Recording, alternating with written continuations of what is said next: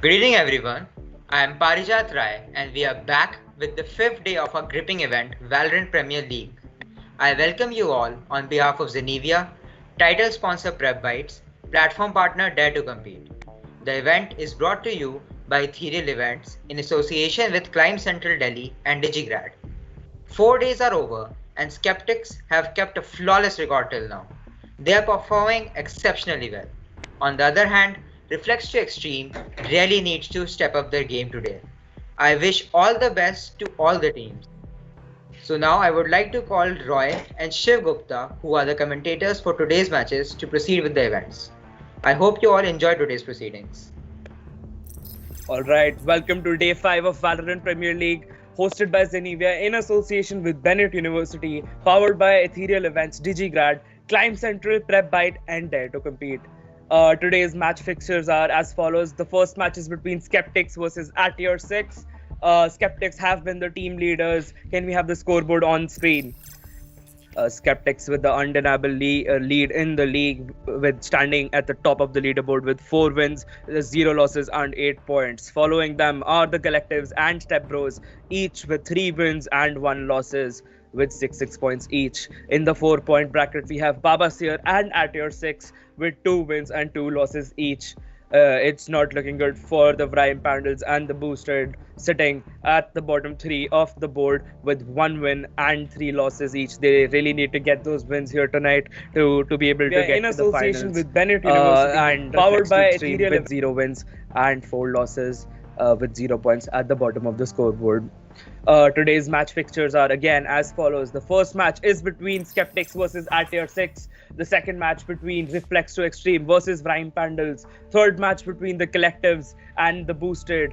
And the fourth match is between STEPBROS versus Baba SEER. We have the toss details of match 1 coming in. The toss winner was Skeptics. The map is Ascent, and they have chosen to go to defend. Skeptics are the undeniable leaders right now in the scoreboard. They have the momentum with them. They have the execution on the map Ascent. They have chosen to defend. What do you have to say for it? In the tournament, we have seen a lot of Ascent and Bind picks from the team leaders, and of course, they're solid maps. They're here. They have been in the game for quite a few acts. So, of course, both the teams are quite used to the map, the strategies, the angles. Ascent, in my opinion, is a bit defender-sided. If you get an operator down middle, if you have a solid hold on A and B, with the Sentinel probably holding B, you can get the momentum in defense. You can get some rounds in, and that boosts the morale. Like like if you go on attack and the score goes to, say, the worst case scenario, which is a 9-3 or a 10-2. Again, when there is such a big disparity in the rounds, your team morale goes down, and a comeback is a bit hard. So again, choosing the defense is, of course, a sound pick any day. But of course, the toss does not decide the winner of the match. That purely depends on the skill and the executions we're gonna see from the teams. So this is a match between the strongest team in the draft right now. Skeptics with 4 wins, 0 losses, holding strong with 8 points, versus At Your 6, 2 wins, 2 losses, and 4 points. On the defender side, we have the Skeptics lining up with Black Infinity, Taxx, Teja Bobby, Beldevere, and Troublemaker. We have seen some interesting plays from Teja Bobby with her mid gunfight revives, her heals, her clutch walls, and perfect execution by the Skeptics. And on the attacker side, we have Caper Sky, You Got Me Gaming, Badunka Dunk, Lag, and we are just waiting for the 5th player to line up. This is the first match of Valorant Premier League, Day 5, hosted by Zenevia in association with Bennett University. So, Patrick, what do you think about map? Again, as you said that if you can get an operator down mid, for the defenders, it becomes really hard to go for that take, because of course the attackers have to go for that peak, because the defender is holding that angle for mid. We saw your team at the start of the tournament aggressively as the defenders rush down mid and take B, control outside B main. What strategy would you advise At Your 6 to sort of take the attacking battle against the current leaderboard champions? Well, of course, Actor 6 has a solid lineup. They have some amazing players. They have Capper Sky, Badum Kadum, You Got Me Gaming, Lag. I'm pretty sure they have a sound strategy in mind for the attack phase. But obviously, like an operator down mid is not a chokehold for the attack. You can just easily smoke the operator. You can flash the operator. There's just so many ways to get around the operator. That's the thing. Like with the recent patch on the operator, the time between the two shots in the operator and the draw speed of the operator have been nerfed. So again, that balances out the high risk, high reward plays. So of course, let's see how this match is gonna go. This is going to be an interesting day. We have, of course, the teams with the momentum and their strategies are slowly gaining and like settling down to their ranks. Skeptics at the top of the leaderboard, STEPBROS and Collectives at 6 points, Baba Seer at tier 6 with 4, VRIME Pandals and the Boosted with 2 points each, and again, Reflex to Extreme with 0 points. The Reflex to Extreme have their match against VRIME Pandals. It has not been a good league for both those teams. VRIME Pandals with 1 win, 3 losses with 2 points, and Reflex to Extreme with 0 wins and 4 losses. Whom do you think for the second match can be the winner? We do not have the map and toss details yet, but can you make a wild guess? Well, guessing is not my strong suit. And like I can't basically make a statement without the facts, without the map, without the lineups. But again, both the teams are really strong, and today's matches are gonna be pretty interesting, and we will have to see how they go. You know what? This is since we are on stream. I'm betting you $50, and that is rupees, by the way. तो dollar बोलेगा तो थप्पड़ मारूंगा घर पे आके. $50 that Reflex to Extreme will actually get their first win today. Well, if I win the bet, it's dollars. If you win the bet, it's rupees. घर पे आके मारूंगा. Okay, sure. So you have your third match, the Collective versus the Boosted. The Collective, you are sitting at 6 points, and Boosted with 2. The Boosted again really need this win to again gain momentum in the tournament to inch their way towards the finals. And of course, the last match is between STEPBROS versus Baba Seer. So we are about to start with the first match. We're just waiting for the 5th player. He seems to be having some technical issues. What do you think about Teja Bobby's performance and the execution by Skeptics? Well, of course, as I've mentioned quite a few times in this tournament, I love Teja Bobby's gameplay. He plays Sage like a duelist, goes for those first bloods. Like that's the main job of the duelist. If you pick duelist, you have to get those first bloods, and the first bloods are the most difficult to get. And if you're able to like convert it into a 2K or a 3K, it is really advantageous. And Teja Bobby does that with the Sage. He gets his ultimate down the match, 3-4 rounds in. Like I call Tejo Bobby Bald Sage, and we'll have to see. And I'm hoping to see some Bald Sage plays this match as well. So in a team where of course the standard loadout is going for like the 2 duelist, 1 sentinel, maybe 2 sentinel, an initiator and a controller here and there. But the duelists are the people who usually go for the frags, go for the opening kills. But honestly, if in a team where the sentinel is actually getting the frags and duelists are also getting the frags, of course they become a very unstoppable lethal force for the other team. So let's find out who's going to be the winner of match 1, the Skeptics versus at tier 6. Again, the toss was won by the Skeptics. Skeptics are the current leaderboard, are currently at the top of the leaderboard with 8 points, and at tier 6 are at 4 points on the leaderboard. Well, again, like as you mentioned, if the sentinel is playing like a duelist, then you actually need one less duelist. So that opens up a slot for another type of. So even in sentinels, we have Sova, and initiators we have Breach, and well, they are pretty amazing picks. Like with Breach, you have so many plays. With Sova, you have so many plays. But the thing is, you need the duelist to get those anti-frags. And if your Sage is doing the work for a duelist, then you can just take one duelist, a Sage, and like get some Sova plays or Breach plays into the match, which gives them an edge. I mean, that is true. That is true. We are looking for this is going to be an interesting game. Can at your six break the winning streak of the Skeptics? The Skeptics, of course, have had flawless executions of sight. We saw their plays on Bind. We saw their plays on Split. They are not a force to be they are a force to be reckoned with. Their retakes of sites, their executions of taking sites on the attacking sides, flawless execution. We might just see Skeptics with a clean sheet. But will at your six be able to break their streak tonight? Let's wait and see. The fifth player on the attacking team at tier 6 seems to be having some technical difficulties. We're just waiting for him and we'll start with the match soon.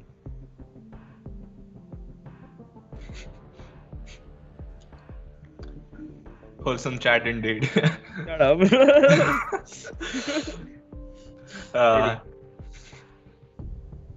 Anyways, in the whole tournament, we have seen some amazing performance from the Skeptics. They have a solid lineup. They have Teja Bobby, they have Dax, they have Black Infinity, they have Troublemaker. And the best part about the team is that even if one of their players is not performing on a particular day, they have the backups. And say in a round, Teja Bobby doesn't get the kills. We have Troublemaker with the clutches. We have Dax with the clutches. All of them, they work evenly. So even in one of the matches where they faced OFWG with some 40 kills, but they had an even kill distribution of 20 amongst 4 people, and that is really getting them the matches. I mean, like right now, if Valorant hadn't released their games, हम यहाँ पे probably CS:GO का ही tournament cast कर रहे होते, and हम बोल रहे होते, यार op खरीद ली इसने, and quick scopes, no scopes, like the standard AKM4 loadout, even the economy system is quite similar, but of course Valorant has taken of course, literally everybody knows Valorant copied CS:GO and made it better, but they actually made it quite a lot better. What do you have to say for that? Well, again, the thing with CS:GO is that after, of course, I'm not here to offend anybody, but after 2,000 hours or 1,000 hours in the game, it kind of becomes a bit repetitive. You have a rough idea, in an eco round what's gonna happen, in a buy round what's gonna happen, because you have the same people. You have smokes and flashes, of course, but the players are restricted because of the utilities, the smokes, the flashes, and the molotovs and the decoys. But in Valorant, considering there's such a wide array of agents, and which are constantly being updated, so every act we're seeing so new agents, so that is constantly changing the game. You can say every time they release a new agent, they're changing the entire dynamic of the game. Meta. Yeah, dynamic of the game, meta of the game. Yeah.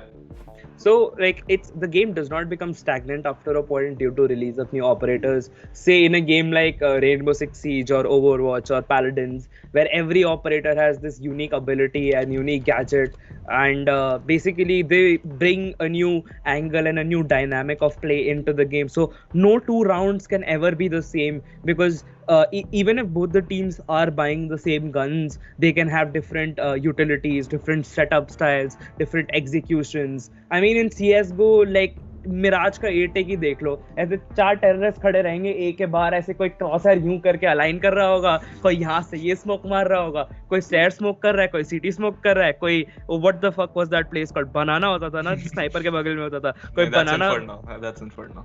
Was that Inferno? That Mirage. Banana is the long hallway on B side. I'm talking about just sniper, on Mirage, on sniper. से जब तुम निकलते हो towards A side, what is that elbow called? Jungle, exactly. Jungle में smoke ज़्यादा था, and then you used to just plant on site. I mean, it got pretty stale after a while, of course, with the cheaters. Valve did not give a shit about their game. All they cared about was making money with the skins. And honestly, rather than releasing new content into the game, I mean, the one content I remember they're releasing was, by content, I mean new guns and new ways of playing the game. Of course, battle pass inke aate rehte hai, they have event passes and everything. But all they cared about was crates and making money from keys, genuinely. Well, of course, we're not here to offend anybody, and Gaben, please don't sue us over here. but again, CS:GO had its own beauty. That's the thing. In every pro match, you did sometimes see some new smoke, some new executes, like the Fnatic going for a B wall, Inferno B wall execute, and there were new players, but again, they were not as the game was not as dynamic as Valorant, where you can't basically predict what's going to happen. Even on an eco round, the team might just win it with a like good ability usage and good coordination. I mean, yeah, that is true. But again, as a CSGO player who has like 1,800 hours into the game, I even had like a full inventory of good skins and everything. But honestly, it got really frustrating after a while. Like the game was the same. It didn't allow for any new play. It was basically who had the better weapons and in the end who had the better aim. And it was becoming a bit boring because all people were playing was the 4 standard maps. I mean, of course, Dust 2 कोई खेलता नहीं था because सब पक गए थे Dust 2 खेल खेल के. It was Mirage, Inferno, and I think 2 other maps. I don't remember. We just kept on playing these maps. There was no new gameplay, and honestly, it got frustrating after, of course, the game was made free and ऐसे cheaters भरने चालू हो गए. So that this is sad, man. Of course, compared to that, Vanguard, Valorant's anti-cheat system, Vanguard is genuinely like if you close it, it'll actually make you restart your fucking computer. It's that particular about security. Of course, in terms of anti-cheat, Vanguard is pretty invasive and pretty strong. So in my entire I don't know, 1,000 hours of the gameplay, I've encountered cheaters on like 3-4 occasions, and all of those matches got cancelled while the match is going on. So that was pretty amazing. You don't have to deal with the frustration of playing a whole match with a cheater. Anyways, the last player on the attack is here, and we're gonna start with match 1 for today. The map is Ascent. Let's see what the picks are. Why is it always Peace Baba जो wait कराता सबको? Like yesterday. Anyway, we are in the pick phase. Patrick, take it over. I had a very lame joke in mind, but I don't want to get roasted, so I'll not speak about it. Anyways, we're seeing Kaspersky playing Reyna. We're seeing Bellidweave playing Killjoy. We're seeing Troublemaker with Jet. Let's see what the picks are for the rest of them. Dax playing Sova. We've seen amazing gameplay with Sova on Dax. Badum Kadum going for a Viper. I don't think we've seen a Viper, and I'm not sure he's going to stick with Viper. But if he does take Viper, it's going to be an interesting game. On Lag, we're seeing Jet, and on Peace Baba, we're seeing Phoenix. And we have a Viper lock-in from Badum Kadum. I think this is the first pick for Viper in the entire tournament. And again, Viper is a controller. It completely changes the dynamic of the entire game. It changes the flow of the entire game. Let's see, will Badum Kadum be able to capitalize on Viper's potential? We're seeing Teja Bobby with Sage. Of course, that's expected. Wild Sage, like I call him. We're seeing You Got Me Gaming. With probably going for that Astra pick. Of course not. We haven't seen Astra, and I'm not hoping to see Astra as well. Choose your It's agent. a new agent, and again, it will take some time to come into tournaments. We have Reyna being played by Black Infinity, and let's see. We're in the pistol round. Let's see how it is. Alright, on the defenders side, Skeptics, we have Black Infinity playing Reyna and Dax with the Sova pick. Teja Bobby obviously picking Sage. Beldevere with his insane smokes. Very flawless execution on Omen, and Troublemaker with the Jet pick. On the attacking team at tier 6, we have Kaspersky with Reyna. You Got Me Gaming with the Killjoy pick. Badum Kadum with the first Viper pick of the tournament. Lag with the Jet pick, and Peace Baba with the Phoenix. We have a very duelist-centric loadout from the attacking side. Of course, the attackers trying to gain that momentum at the starting of the game. We can expect pretty aggressive pushes from the attacking side. Of course, the defenders are a formidable foe. They have not lost their game yet. Will Tier 6 be able to break their streak today in Valorant Premier League Day 5, Match 1? Skeptics versus Tier 6. Let's find out.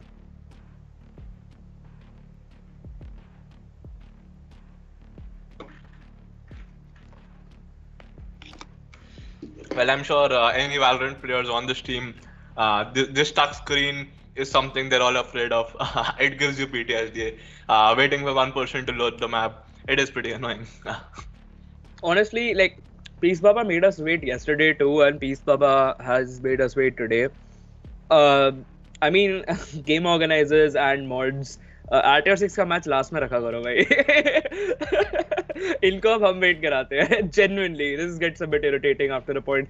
हम भी कितनी बकवास कर सकते हैं chat को entertain करने के लिए. Till a point where we also start spewing bullshit after a certain point. Man, you can only talk so much on the casting side. But anyway, we're just waiting for one player to load in. My guess is it's Peace Baba. मैं पैसे लगा के बोल रहा हूँ Peace Baba wait करवा रहा है हमें. डॉलर है रुपए? रुपए. डॉलर की औकात नहीं है अभी. Shut up. Uh, But anyway, so we have again the standard loadout from the Skeptics side. Attackers at your 6 with a strategy in mind. The map is Ascent. Ascent, of course, has the B and A site with the mid in between. Again, this is like Ascent is a direct remake of Dust 2 and what Dust 2 should have been of course, then now we're in the first round of Valorant Premier League Day 1 match when Skeptics versus at your 6.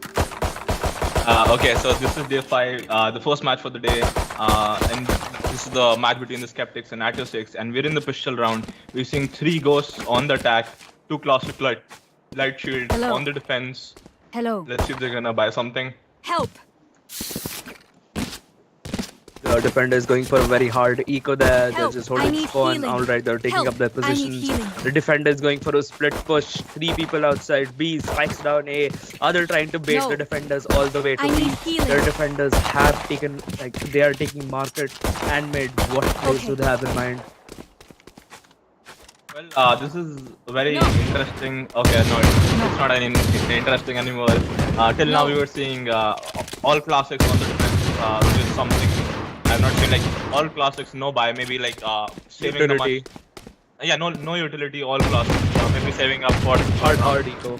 Yeah, like even if they lose the pistol round and the next round, then they can just have a full buy. Vandal just have it. But anyways, we're seeing 3 sheriffs and 2 classics on the defense. A ghost, 2 ghosts, 1 sheriff, and 2 classics. We again seem to be having technical difficulties on one of the players' side. Somebody's game has crashed. We're just waiting for them to join in. Match has been paused in the meantime. Isn't that troublemaker who lags out every game and basically AFK चला जाता है, crash होता रहता है, lag होता रहता है? That's been troublemaker throughout the tournament, hasn't it? Well, he is making a lot of trouble. But anyway, man, we have this lame jokes over here. we have Peace Baba on one side and Troublemaker on the other. It's just straight up GD. In my opinion, chat should we just kick Troublemaker and Peace Baba and make it a 4v4?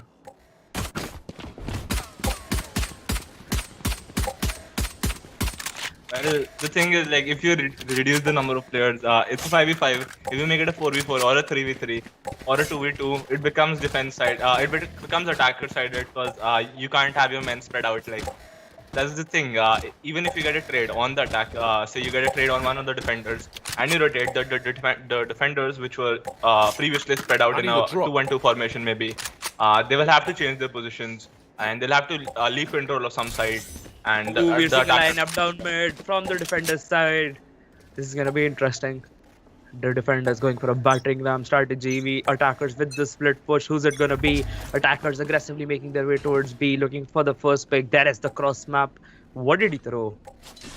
That's Viper's utility, and the wall goes up. Attackers are aggressively taking their. What are we seeing from the Skeptic side? They're making a beeline down. Link towards the Viper's wall. Badum with the opening kill on Troublemaker. First kill of day 1. They have abandoned their battering ram. The spikes going towards A. There's the door. They're going for the plant on A. This was a fake and it worked very well. Spikes going down. Caper Sky for the plant. The defenders have no idea. They probably have been outplayed. This is going to be an easy take for the attackers. At tier 6 have big brain. The Skeptics. The Skeptics have to play for retake. The doors down. Couple of seconds remaining until detonation. The attackers have taken positions on site. All the attackers defenders have been tagged to tag 10 HP. Black Infinity trying to get that kill. Takes tag to 20 HP. Defenders down to the last 3 man. Black with the 2k. Black Infinity for the instant trade. Down to a 4v2. Defenders have to play for retake. The door is down.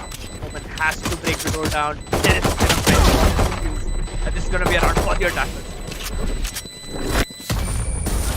Well, again, the pistol round is one of those momentum-defining rounds for both the teams. If you get the pistol round, things start to look favorable for you. You get the confidence, you get the economy, like you get one free round, and then you carry those forward those free round equipment into the third round.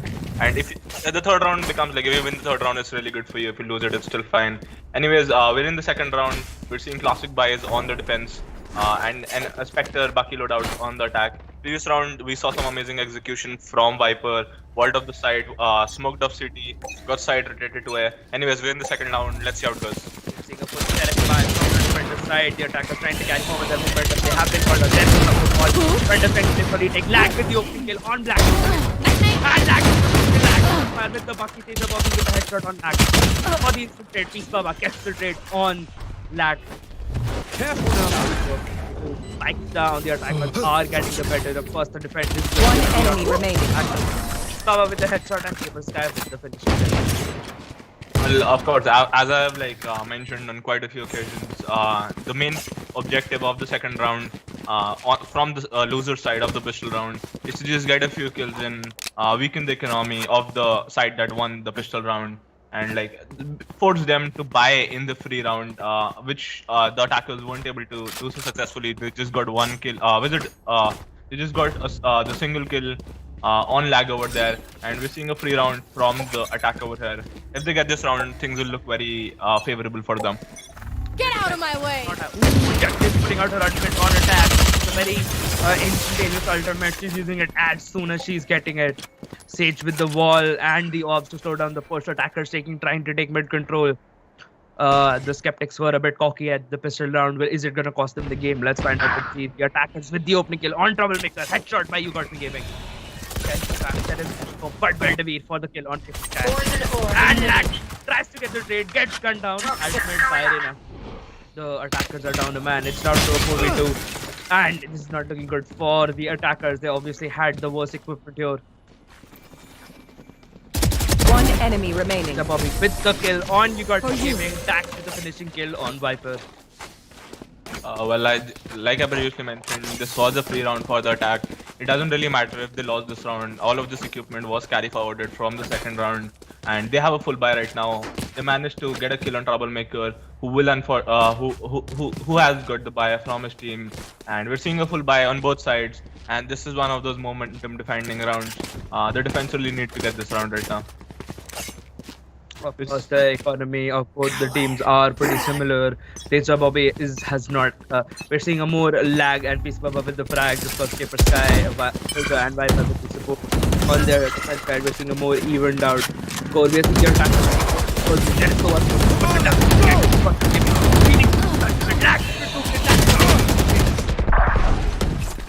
People calling down on both sides. Fixtures down to the last man. This is going to be an easy take for the attack. Okay. Spike planted. Trying to go for the retake. There's the nanoswarm. Sky. 3v1. Spikes down. Viper down to 20 HP. They're trying to challenge Black Infinite. Heading.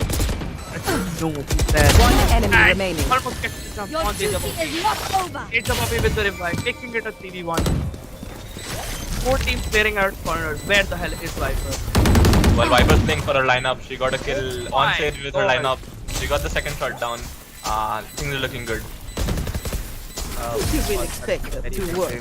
By the Viper, but unfortunately, it was enough. They had too much of a man advantage for both plant. Sage pulled out her ultimate, made it into a 3v5, and that's going to be around for the defenders. Thank you. Well, of course, Viper is a pretty strong agent. She has a wall, she can divide side into two, get the side down, she has a smoke, and she has a venom for the after plant, which Viper used gloriously over there. Unfortunately, she was in a 1v3, and the defense had quite a lot of time over there. Anyways, we're in the 5th round. We're seeing a force buy from the attack, and on the defense, we're seeing an operator. Let's see how this goes. Troublemaker, crest a short side there. You should run. Down, kills the attacker, pulls out her ultimate. Going for that take. There is no empty space in the dome on side. Omen has to push out. Viper sets up her wall, puts down her dome. What is it called, man? You got me trying to go for that plant. Down to a 4v4. Reina has been tagged to take the flash. The attackers have to play for retake. And there's the start for the damage. Attackers are holding Papa holding a very cheeky angle. Hand boxes. Is he gonna get spotted? Teja Bobby One enemy remaining. and gets the kill.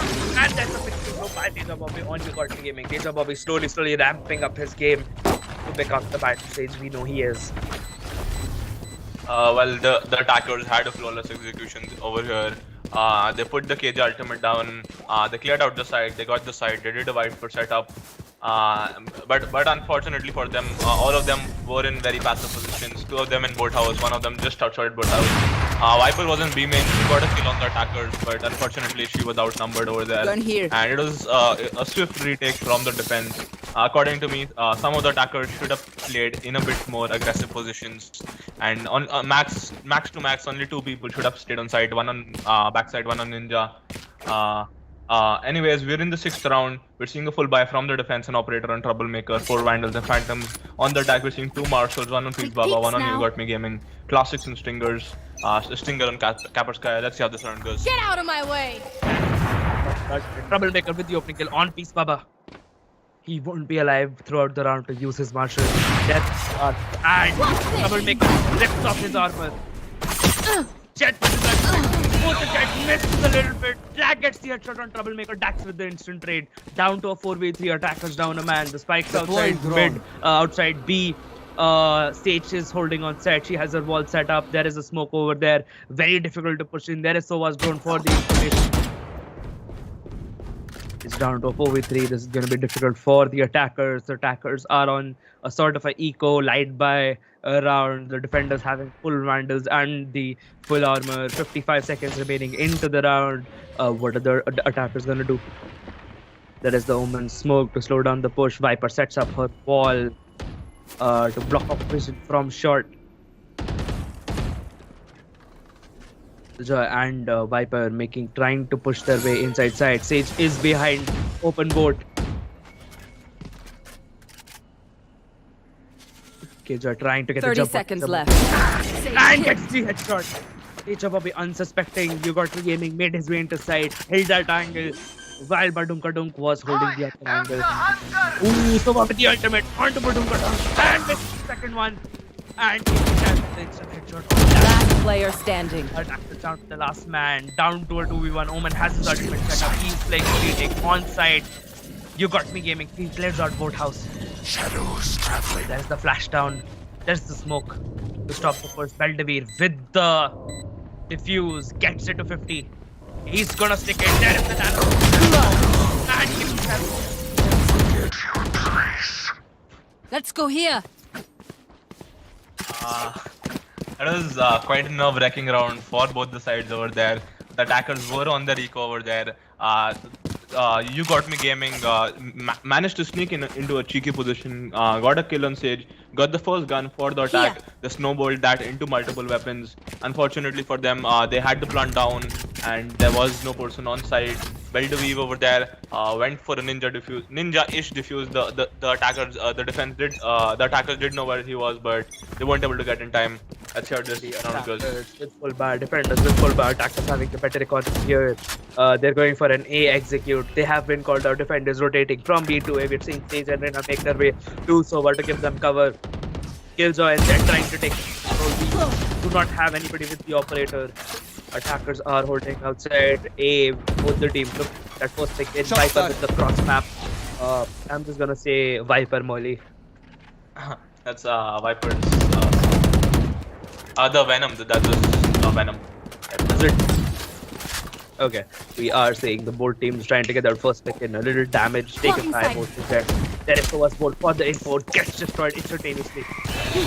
Like then for a lot of black. With through the straight down to a 3v2. Attackers down the man. Down goes the door. Light planted. Poison's off. Don't get in my way. Goes out to ultimate. For the attackers, as long as she's inside that smoke, Itamobi trying to go for the defuse, down to a 3-1, Badunkadunk with the headshot, on Last back, player standing. and gets the 3k. Nice ultimate, really from after post front, holding a big cheeky angle. Troublemaker down to his last 10 HP, dashes up, unable to get the shots on. ultimate 4K post plant. Oh my god, Viper's ultimate is genuinely strong. Well, Viper's ultimate is one of those clutch ultimates, if I can say it. So, basically, when the attackers or like the enemy comes into Viper's ultimate, they decay to 1 HP. And Killjoy over there was playing on a lineup for the plant. So when Sage was just about to defuse the bomb, Killjoy threw her swarm grenade over there, and because Sage knew that she was on 1 HP over there, so she had to leave the defuse. Anyways, Viper's ultimate is one of the strongest ultimate for clutch situations, and well, that was a amazing clutch we saw from Viper and Killjoy over there. It's Viper. This is the first Viper pick throughout the entire tournament, and we just saw how powerful her ultimate can be. It just won the attackers there, the round which they desperately needed. They have stabilized their economy. They can't go for a full buy next round. On the defender side, we are not seeing such a great economy lineup. We're seeing Vandals, Spectres, but without armors, light armors. They're going to go for a force buy this round. Or are they going to eco? They're probably going to go for an eco or a safety buy. Let's see, the match has been paused again.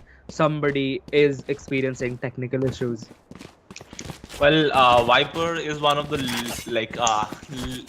underdogs, if I can call it that.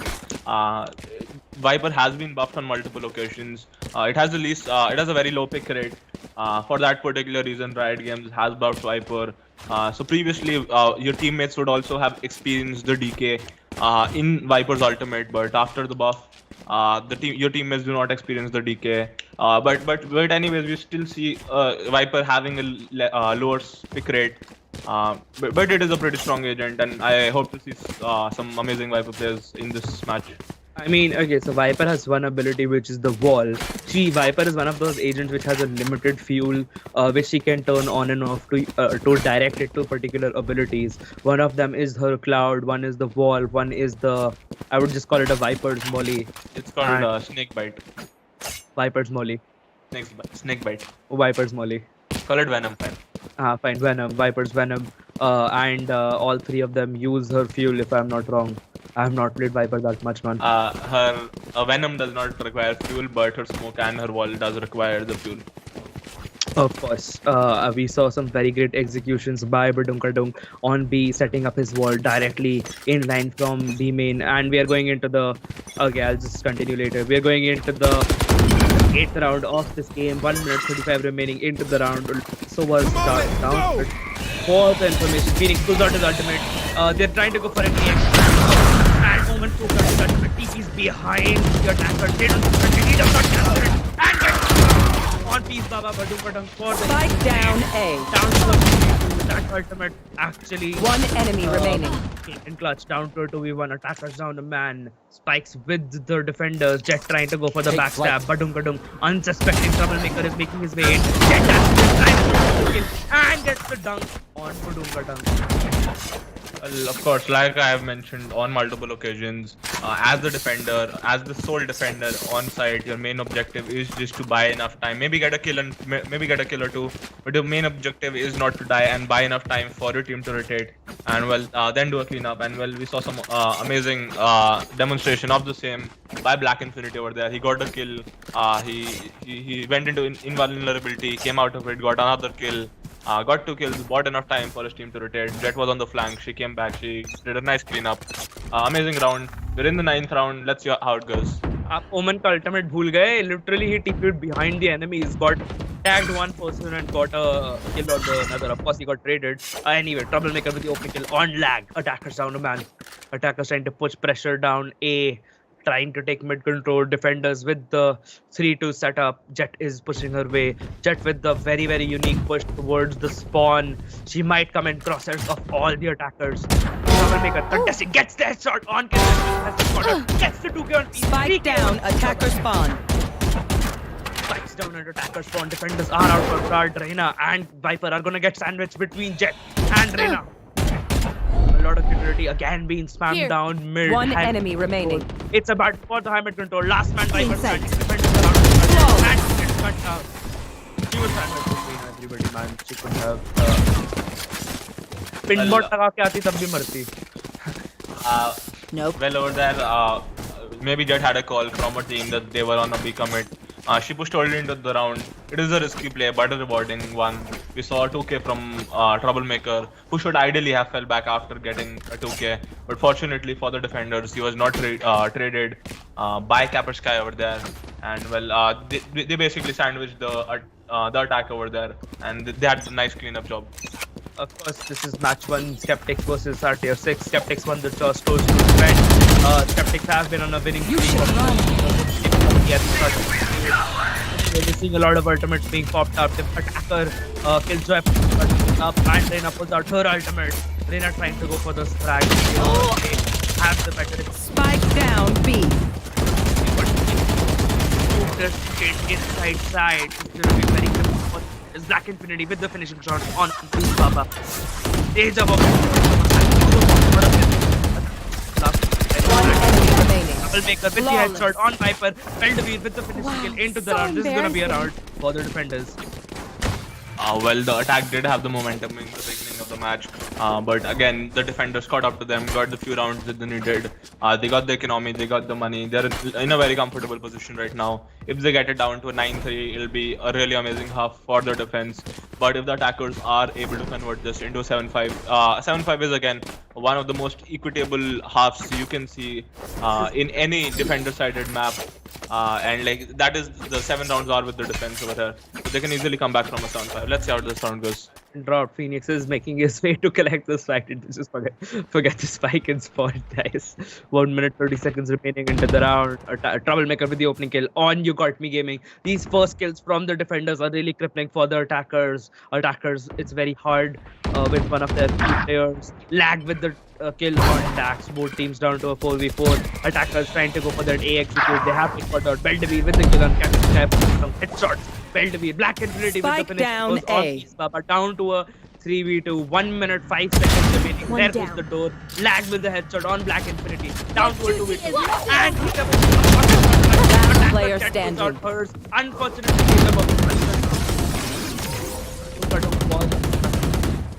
some interesting ultimate plays here by the Viper. Last round in the half. Pulled out. Last round remaining. Well, Series Ultimates is one of those ultimates that can instantly turn the tide of any round in a 2v2 situation or a 5v or a 4v4 situation. You can just revive your man and make it into an advantageous situation over there. Sage was in a 2v2. She revived one of her members, even though like she got both the kills. But again, it was an amazing play we saw from the defense over here. We are seeing both the teams having very strong equipment, a little lighter by on the attacker side. Attackers aggressively making their way towards A. Have they been called out? Both teams looking to get that first pick in. Taking the pull down. There's the dart for the damage. Tags Capper Sky. Second dart down. Almost tags him again. Take flight. Attackers double backing towards high mid. Defenders have taken a hit. 2-1-2 lag with the opening kill on Troublemaker. Gets tagged to 10 HP. They don't have a healer on their side. This might be a bit crippling. Having a good Sage or a Sky in your team can actually clutch you, win you those gunfights you wouldn't have won because you're on that 10 HP or that 20 HP. One down. You got me gaming with the headshots on Veldevir. Viper setting her wall up. The attackers going for a very aggressive B push. B execute. There goes the Plant door the down. spike. Arena trying to get that peek into B main. Unfortunately, who's it gonna be? Down to a 5v3 for the attacker. planted. Black Infinity with the finishing blows on Peace Baba. Welcome to There is my the strike world. and the Viper's ultimate. Have to make their way into that ultimate. The very crippling king ultimate. Viper holding a very clear practice towards the left side. The lag. Last player standing. Defenders down to the last match over. And Lax gets the kill on Lag and instantly gets treated by Captain. Switching sides. Well, that was some great execution we saw from the attack over there. And well, if you see at the loadout of the current defense now, they have a Killjoy and they have a Viper, and they can easily come back from this. They have Killjoy will be able to lock down whatever side she's playing. Like it's very hard, and really the Killjoy's abilities are pretty OP in the pistol round, because again the turret deals a ton of damage. It isn't easy to destroy, and we have Viper playing on B side. Both of them do a pretty good job of locking down the sides. We're seeing a heavy B presence from the attack. Will Viper and Phoenix be able to hold down the attack till their team rotates? Let's see. We have Sova with his record bots and shock dart. We have Troublemaker buying the dashes and smokes and full utility. Reyna gets her flash. It's an interesting buy from the attackers. They're going for a very utility heavy. There is Viper with her one-way smoke. It's one-way for the defenders though. What's that smoke, man? Viper is in defense. My bad, sorry. My bad. I take that back. There is Viper's Venom. Black Infinity and Teja Bobby trying to make their way in. Both teams looking for the first pick. There is the dart down. There is the flash. Attackers are making a play for B. There is the one-way smoke. Goes up again. Troublemaker with the opening kill on Keeper Sky. Defenders down to 5. 1 minute remaining into the round. The spike is gonna be planting. Is gonna be planted on B. Teja Bobby going for the not B for front side. Defenders have to make one kick down to the last and then the smoke by Jet into market. Holding outside market. One enemy remaining. Teja Bobby with the finishing blows on You Got Me Gaming. Last man standing on the defender side. Troublemaker with the finishing blows on Lag. Well, this pistol round sheds the momentum for the Skeptics. They're telling us that they're here to maintain their supremacy of the leaderboard. And again, this round sheds the momentum for them. They have a full buy round. They have a buy round over here. We're seeing a force buy from Lag. And of course, in the previous round, Viper did a decent job at holding off the attackers. Unfortunately, they didn't know the playstyle of the attack, so they couldn't decide whether they should rotate or whether it was a fake.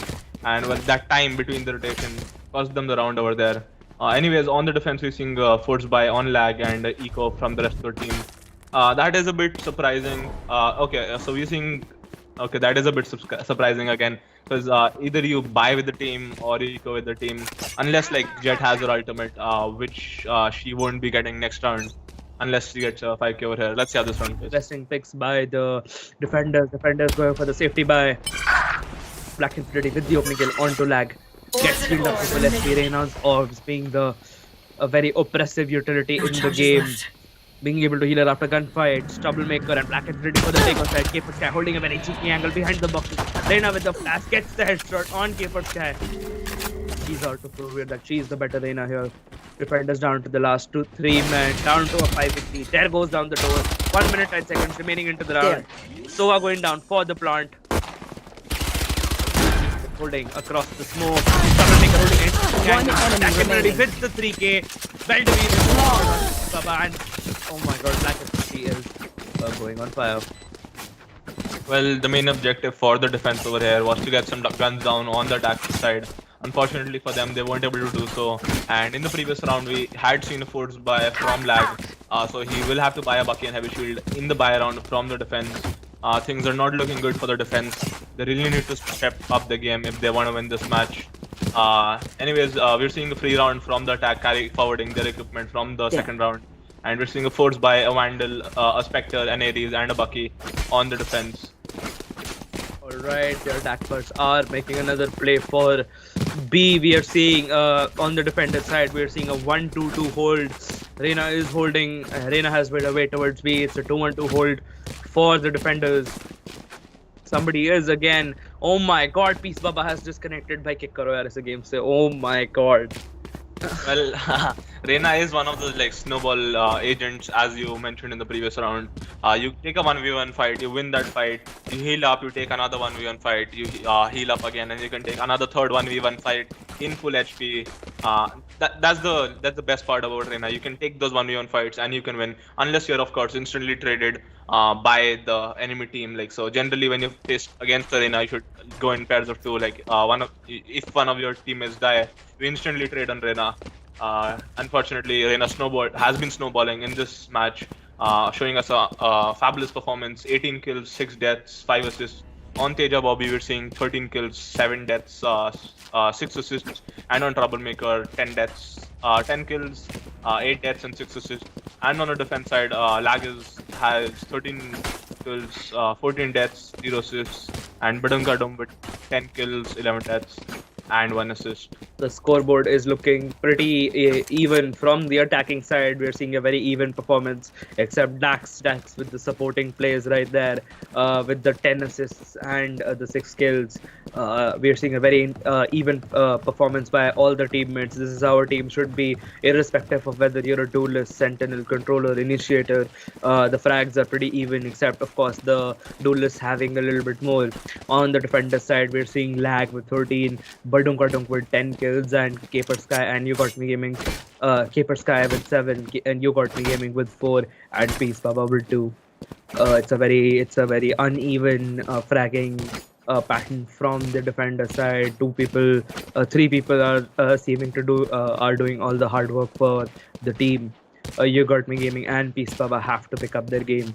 Peace Baba has disconnected, and it's the 15th round. We are on pause time.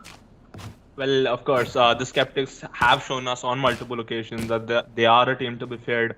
They always have an even distribution of kills, and as I mentioned before this match started, someone in the team always steps up to the opportunity. I don't think Dax has got the opportunity for any clutches or like spotlight moments, but if he's put into one, he will definitely take the challenge and deliver the round, as we have seen on multiple occasions in this tournament, and that's what is making Skeptics such a formidable foe.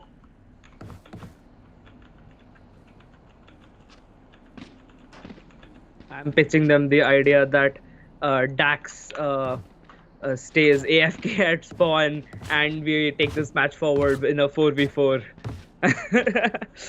Are they gonna go for it? Well, I did previously explain like if one of the defense members is decreased, it is an advantage for the attack, because again the defense will be spread out even thinner. Generally we see a 2-1-2 strategy from the defense, 2A, 2B, 1 mid. But if it's a 4v4, the defense will have to spread thinner. They'll have to leave only one person on one side. So I'm pretty sure they won't be agreeing to your strategy. I mean, it's worth a shot, man. It's worth a shot. Bottom fragger. No, man, I'm not calling you a bottom fragger. More like a support player. Smiley face.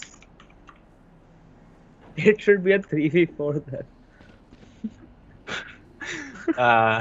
Yes. Remove KJ. KJ is the... Oh my god. They rejected my idea completely. We are waiting on Peace Baba for the match to proceed. Oh my god, this is getting a bit frustrating, man. Well, I think from the next matches, we should keep this policy of a total amount of like 5-10 minutes of timeout. You can just indefinitely pause a match. Chat, people in chat. How much time should a player be given if they are going EFK or if they're having technical issues before they are deemed, I would say, AWOL from the game? And we continue with the match. Kitna time dena chahiye unko? Because we have to conduct 3 more matches before other people are also waiting to get to their matches, and because of one person, the entire tournament is being held up. Aap batao, how much time is fair for them? Chat mein dalo.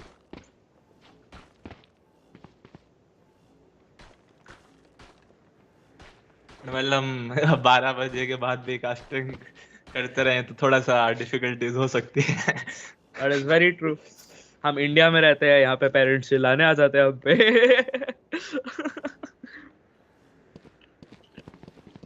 Anyways, Peace Baba has returned. We're on with the match. The 15th round. Let's see how this round goes. Attackers making their way towards mid with the smoke down into short. There is overboard for the information. Attackers aggressively taking mid control. It's probably going to be a B execute. Reina and Phoenix holding the crosshairs. And it's Bobby with the open kill. Headshot. Baba. Caper Sky with the shot on. You will not kill my ally. Mixed it into a 5v3 again. Defenders down to 2 minutes. 1 minute 14 seconds remaining into the round. Spikes making his way down to B. Jason Bobby going down for the plant. Badunk with the finishing shots on Dax. Spike planted. Saying 5 minutes is the appropriate time. Match moderators, please take note.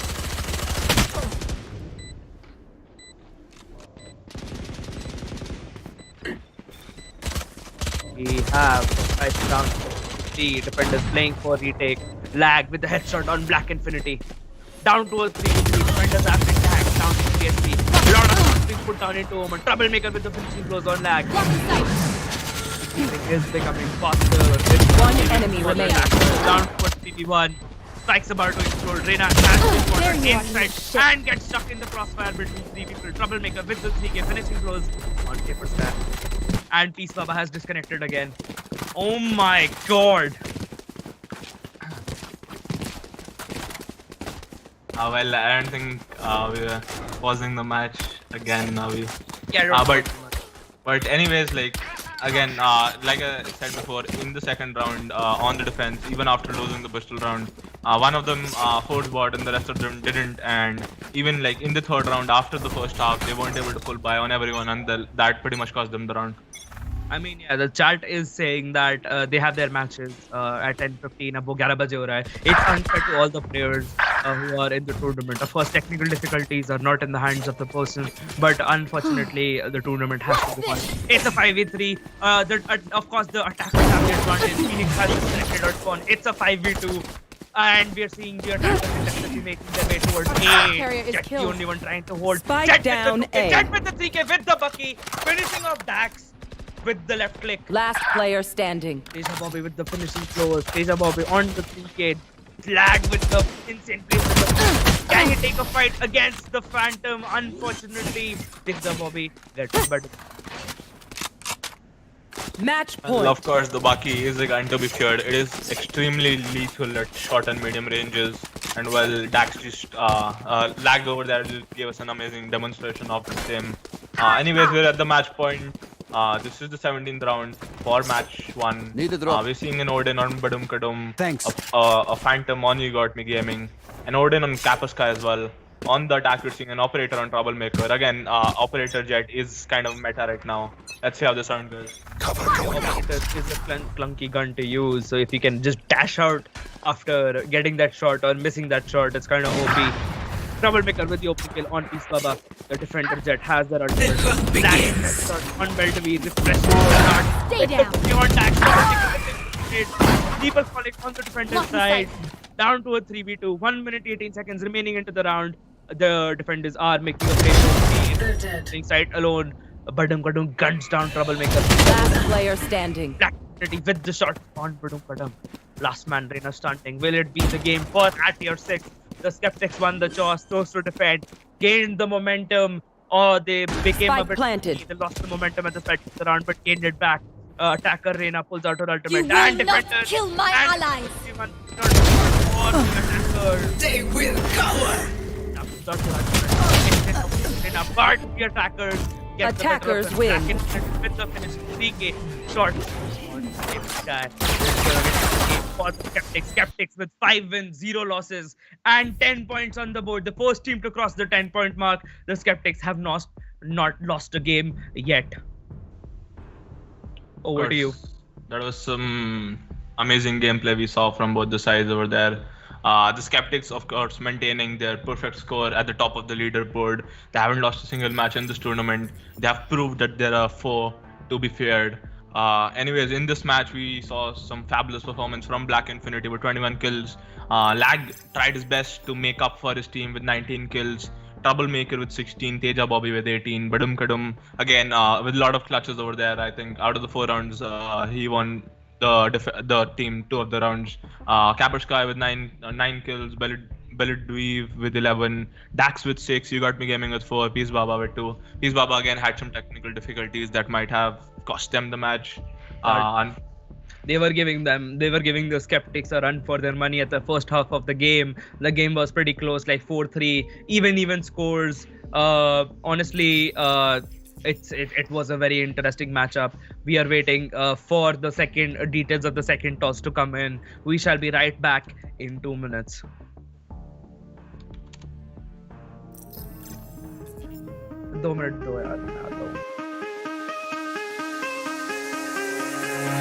Give me reasons to doubt, try to keep me down, but I'll put the flame out, you can't get to me. Left a star glowing in your eyes when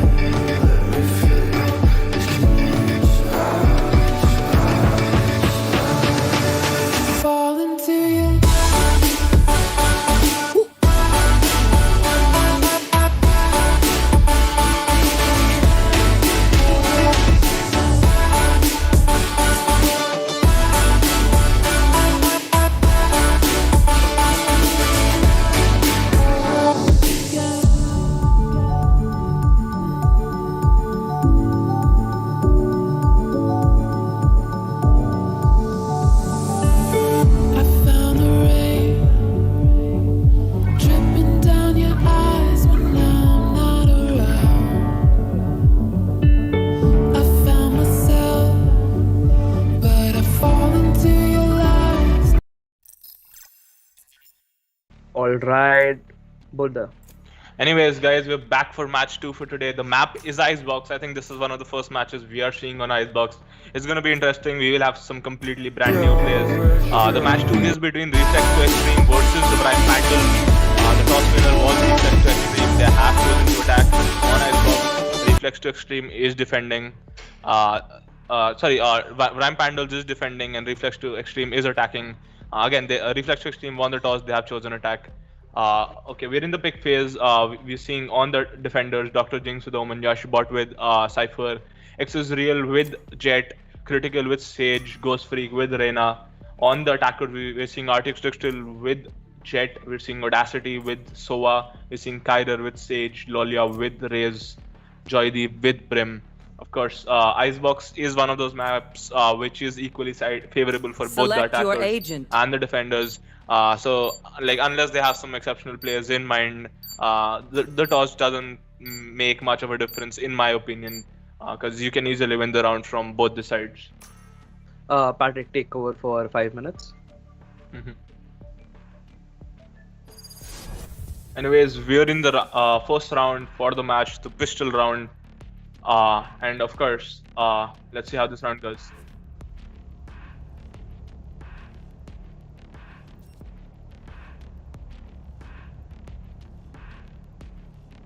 On the defenders, we have Dr. Jinx, Yashbot, Exusreal, Critical, Ghost Freak. On the attackers, we have Arctic Strixel, Audacity, Kyrer, Lolly, and Joydeep.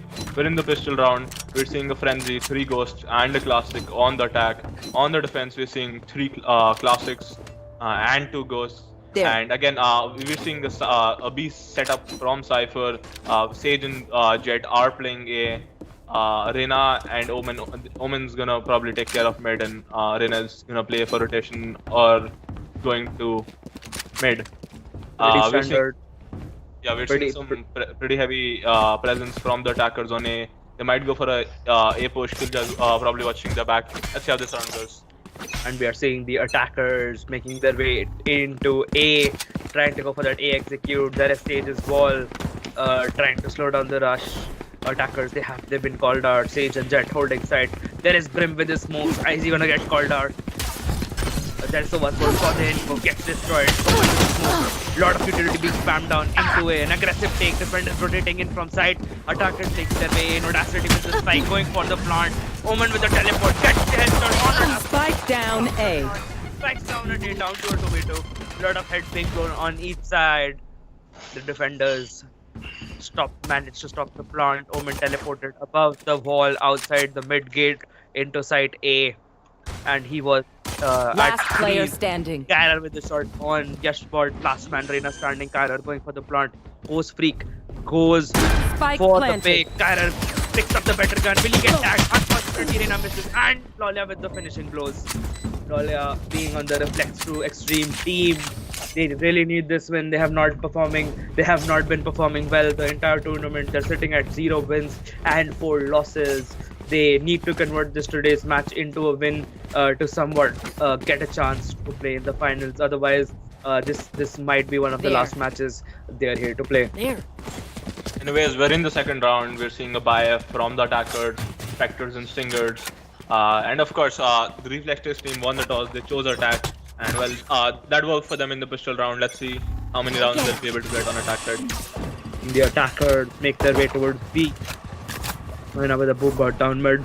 Both teams looking to get that first spike. Attackers with the better guns here, trying to carry forward. Kill on Yashbot. Critical with the kill on Lolia. Both teams down a man.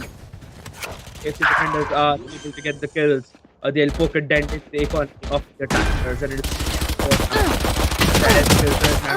right onto the spike. Ghost Freak with the kill on RTX Strixel. Defenders have picking up the 2 Spectres struck by the attackers. They might be able to convert this round. They'll have to go for the retake. Seconds remaining until the detonation. There is no hold down for the information. Brimstone with it directly onto spike. Enemy down. Ghost Freak gets the kill on Joydeep. Tyler with his headshot on SBL. There's the damage. Last player Onto the standing. spike. Last man. Reyna standing for the defenders. One enemy remaining. It's Ghost Freak with the 3K. It's a 1v1. Who's it gonna be? Tyler with the finishing blows. Ghost Freak. Well, again, like I have mentioned on many occasions, the main objective of the loser of the pistol round is to get kills on the opponent side, so that they don't have a free round, and the defense was able to do that. They made it a really close match. They might just have won the round, but that is of course an added bonus if you win the eco round. But anyways, they did a great job. They got 4 kills, and we are seeing a buy round from the attack. Arctic Strixel with the Spectre and rest of his team with Vandals, which significantly increases the value of the winner of this round. We are seeing a full buy on both sides. The defenders managed to go for 10. The attack is aggressively going for the mid cover. There is so much hold down for the information. There goes the stab. Enough without her ultimate. Unfortunately gets cut down by RTX instantaneously. It's round of 5v4. Our defenders are the man. 1 minute 80 seconds. Winning into the round. People falling on both the sides. Round of 4v3. Spikes at mid. Killjoy is making her way towards mid with the spike. Raze taking the way inside. Sage holding the tight triangle inside screens. Will she be able to get Last player and standing. RTX still with the 3k. Running down last man Cypher standing. Gets the headshot on RTX. It's a 3v1. One of the momentum defining Spike rounds planted. of the game. Both teams not having their good economy here. Whoever wins, the other team will be forced onto an eco or a safety by round, and the attackers are looking to snowball their way. They have the 2-round lead into the game. Yashbot trying to put the headshot on Yashbot. This is gonna be a round for the defender attackers. So of course, like I said, the stakes of the previous round were very high. The attackers were forced to full buy in that round. And the defenders, they had the money for they have the money for a safety buy right now, maybe a forced buy. That depends on what they choose. But that round was something that the attack definitely needed. They're making a statement right now. They're here to win this tournament, and they're gonna do just that. Alright, are into the 4th round. Jet pulling out her ultimate on the attack. Of course, she has the Vandal, but of course, why not do it with some style? RTX still gliding in towards mid. Gets the headshot on Ghost Freak through mid into You the should run. And there is the attacker skills are going up outside A, and they're trying to for an A execute. There has to be some right dome. Unfortunately, there is not. Defenders, the only place they have is the screens. Attackers have taken over. One enemy defenders remaining. down to the last man. It's a 5v1. Skyrar with the start down. Spikes down. Omen has to stay early with the Zenevia. And charging with the pitching goes on top of things. So again, in the eco rounds, the team's main objective is to get kills, get some guns, weaken the economy of the enemy team. Unfortunately for the defenders, they weren't able to get a single kill on the attack. The attack had a flawless round. Anyways, within the 5th round, we're seeing a full buy on both teams. An operator on Nexus Real. Nexus Real has been showing us some fabulous gameplay in this entire tournament. Let's see, is he gonna flag out in this match as well?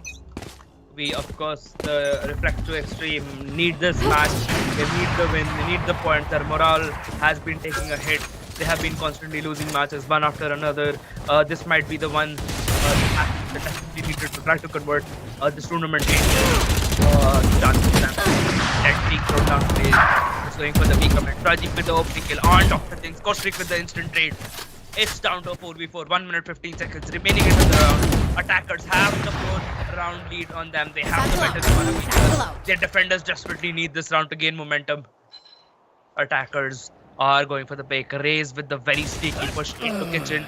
Lolia with the headshot on Yashbot. Critical with the instant Last player standing. defenders down to the last man. They will be going for the B execute. Sage, last man standing for the defenders on side B. There's the bolt down for the information. Sage takes cover. Skyrar with the plant. Dot. Nanoswarm. A double nanoswarm on the spike. This is gonna be a very difficult retake for the Sage.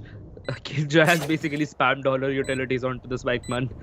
Well, of course, the disadvantage of doing that is Sage can just break her swarm grenades and go for the defuse.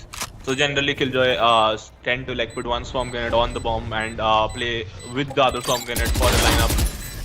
But Killjoy just put both the swarm grenades over here. She's gonna detonate both of them one after the other, buying enough time for a kill. And Audacity gets the last kill on critical for a nice instant wrap up by the attack. Again, this was the buy round, and now we're in the 6th round and we're seeing a buy from both the sides. The defense were on an operator full heavy buy last round, so losing that round puts them in a tough position right now. They do have the money for a buy again because of the loss bonus, so as you lose more rounds, the loss bonus increases. So they have the money for Vandals, Phantoms, Light Shields, and a Spectre and Heavy Shield on Yashbot because he has to buy the abilities of Cypher. Let's see how this round goes. Attacker is trying to take the mid control again. We're seeing defender Jet pull out. She has the classic and heavy armor. She's already trying to practice out with her ultimate. Sova with his cross map. Folds. Oh my god. turret being thrown down range into mid. Defender have 3 of their ultimates up. Go up without his ultimate. That's 2 people. Audacity with the finishing blow on critical. Extraction with 2K with his ultimate. Headshots, Lolia, RTX pistol. Lot of ultimates being used this round. Defenders down to the last 2 men. It's a 3v2. Spikes down. Defenders have to play for retake. Blocking sight. The ultimate stack might have just gotten them a 2K. Unfortunately, it was a bit close proximity and they dodged it. Blinding. Down to a 2v2 defender. Everyone hiding. Cyclex's ultimate might be the clutch information they needed. That's the shock shot. Further damage. Doctor takes some damage. Jasper with the backup. One enemy remaining. One Doctor takes Jasper, destroys the turret. Thanostorm. Last player standing. Jasper. Does he have enough time? Tyler with the headshot. And it's gonna be around another round for the attack. The 9,000 credit limit. They have money to spare. Or are we gonna see some interesting Odin picks here? Well, I hope not. But again, in the previous round, if only Dr. Jinx had taken out Killjoy's ability, utilities from side, they might just have had the chance over there. But again, if the attack are in a good lead, they have a 6-round lead, they have the economy, they can spare the rounds. And again, this map is evenly favorable for both sides, so on defense as well, they can easily just get the rounds.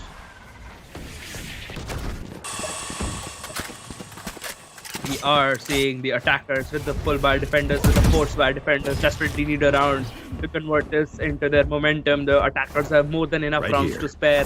They have the 6-round lead. Reflex to Extreme looking really good this game. Right, being exchanged and being released. Just first with the headshot, Joy Deep with the 2K, with the back dump from the Vandal. Down to a 4v3, defenders down and attackers going for the B plant. Kyra gets the plant down. Spike planted. Probably gonna spam all his utility again onto the bomb. Yes. With the snipe on Joydeep. Down to a 3v3. Defender Sage has the You should run. attacker Killjoy deploying her lockdown device in a very copy position. Attackers will not be able to destroy it. That's the map. Killjoy forcing the defenders outside the dome. They can't make their way in till the beeping intensifies. XSGL aggressively making the way in. That's the Ray's ultimate, and he stamps XSGL in the face for the Last player standing. Audacity getting the headshot on both cheeks. Double back in the way towards orange. Tyler trying to go for the Last player standing. Well, the defense is in a pinch right now. They need to do something. They need to get some rounds on defense. Otherwise, things are gonna be pretty hard for them once they reach the attack side. And of course, like I said, they have the maximum loss bonus right now. So they will be getting money for a full buy every round, regardless of whether they win the round or they lose the round. So they can win any round right now, and they at least need to like win 3 or 4 rounds over here to try and make a comeback on the attacker side. We are seeing a full buy on both the sides. Of course, the defenders do not have the economy to support these kinds of buys. This is probably going to be a last sports buy we're seeing from them. They'll have to eat for the next round. The defenders, attackers having the equipment with full armors and 5 Pandals. Reflex to Extreme have shown that they are not in it to do their actions when they have to lead Ghost Week. Hiding in kitchen, XSReal with the opening kill on RTX Trixel.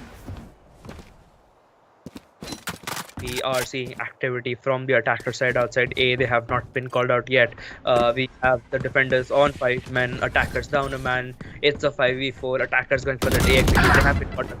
The kill on XSReal might be the opening they needed to take over side. The defenders might be Kyra going down for the front. They have been called out. Defenders are rotating. 45 spikes down. Seconds remaining until detonation. Lot of utility.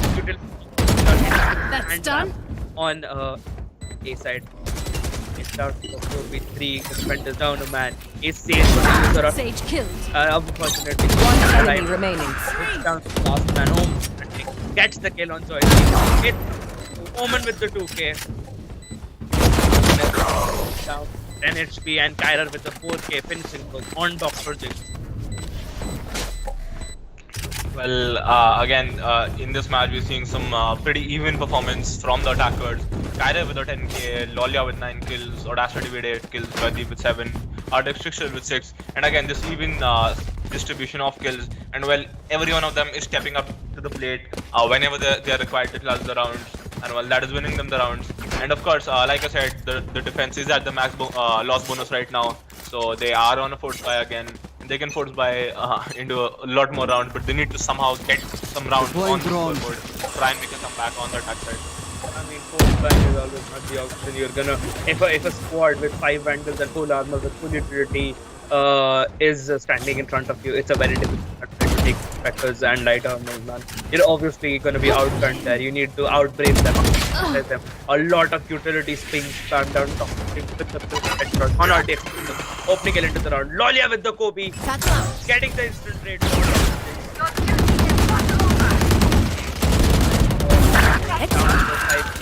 And Lolia brings it back down to 3 ultimates up on the defender side. Are they gonna use it this round? Yes, she is in it to get the flag. And gets the moment pulled out his ultimate. TP's behind the attackers. They have started. Nina pulls out her ultimate. Kyra with the kill on Dr. Jinx. Unfortunately, the teleport does not work. The attackers are making their way towards A. They might be going for a big brain here. They get called out. The defenders are also making their way towards A. Are the attackers gonna double back? Who's gonna reach side first? Bot coming back. Raze and Killjoy making their way towards A. 30 seconds left. And Sage holding mid. Brena is holding kitchen. This is gonna be an easy take for the attackers. Quick rotate from the attack. Spike planted. Before you take spikes down. Joydeep has been tagged to 50 SP. A lot of damage being taken on the attacker side. The defender Sage is up. Raze Reyna at 80 HP, 60 HP. You should run. Barrier It's a lock again in a very cozy spot. Defender on XSBL. One enemy remaining. Rest. The finishing blow on Kyra. There is was bold. Critical be spotted. Yes, he gets spotted. One dead. I will not die.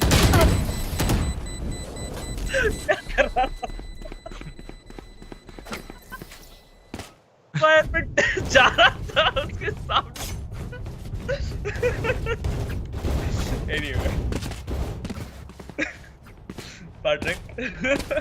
Well, the defenders are in a pinch right now, 9-0, and they're force buying every round. So of course, there's this thing called the loss bonus in this game. So the more the rounds you lose consecutively, the more the money you get every round.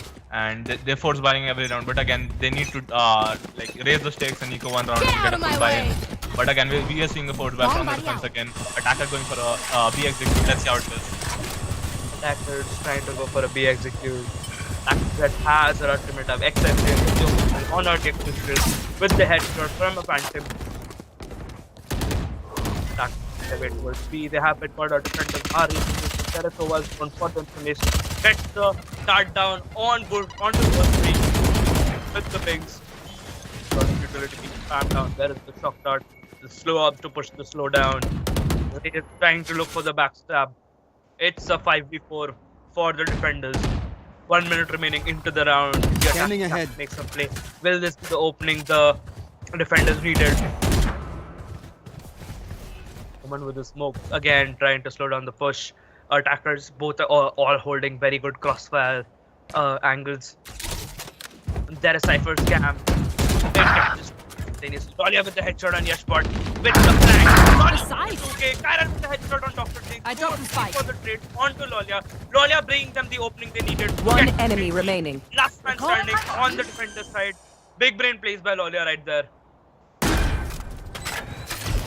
More in a gridlock. Unfortunately, the defenders are holding very tight angles. Yeah. Lolia with the flank gets the opening. And Kyra with the finishing shot on XSL.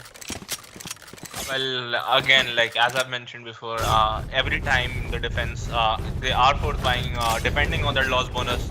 But again, like every time you are force buying, relying on that loss bonus, you're basically doubling the stakes, you're increasing the stakes for every round. You need to win one of those force buy rounds and get the equipment from the attackers.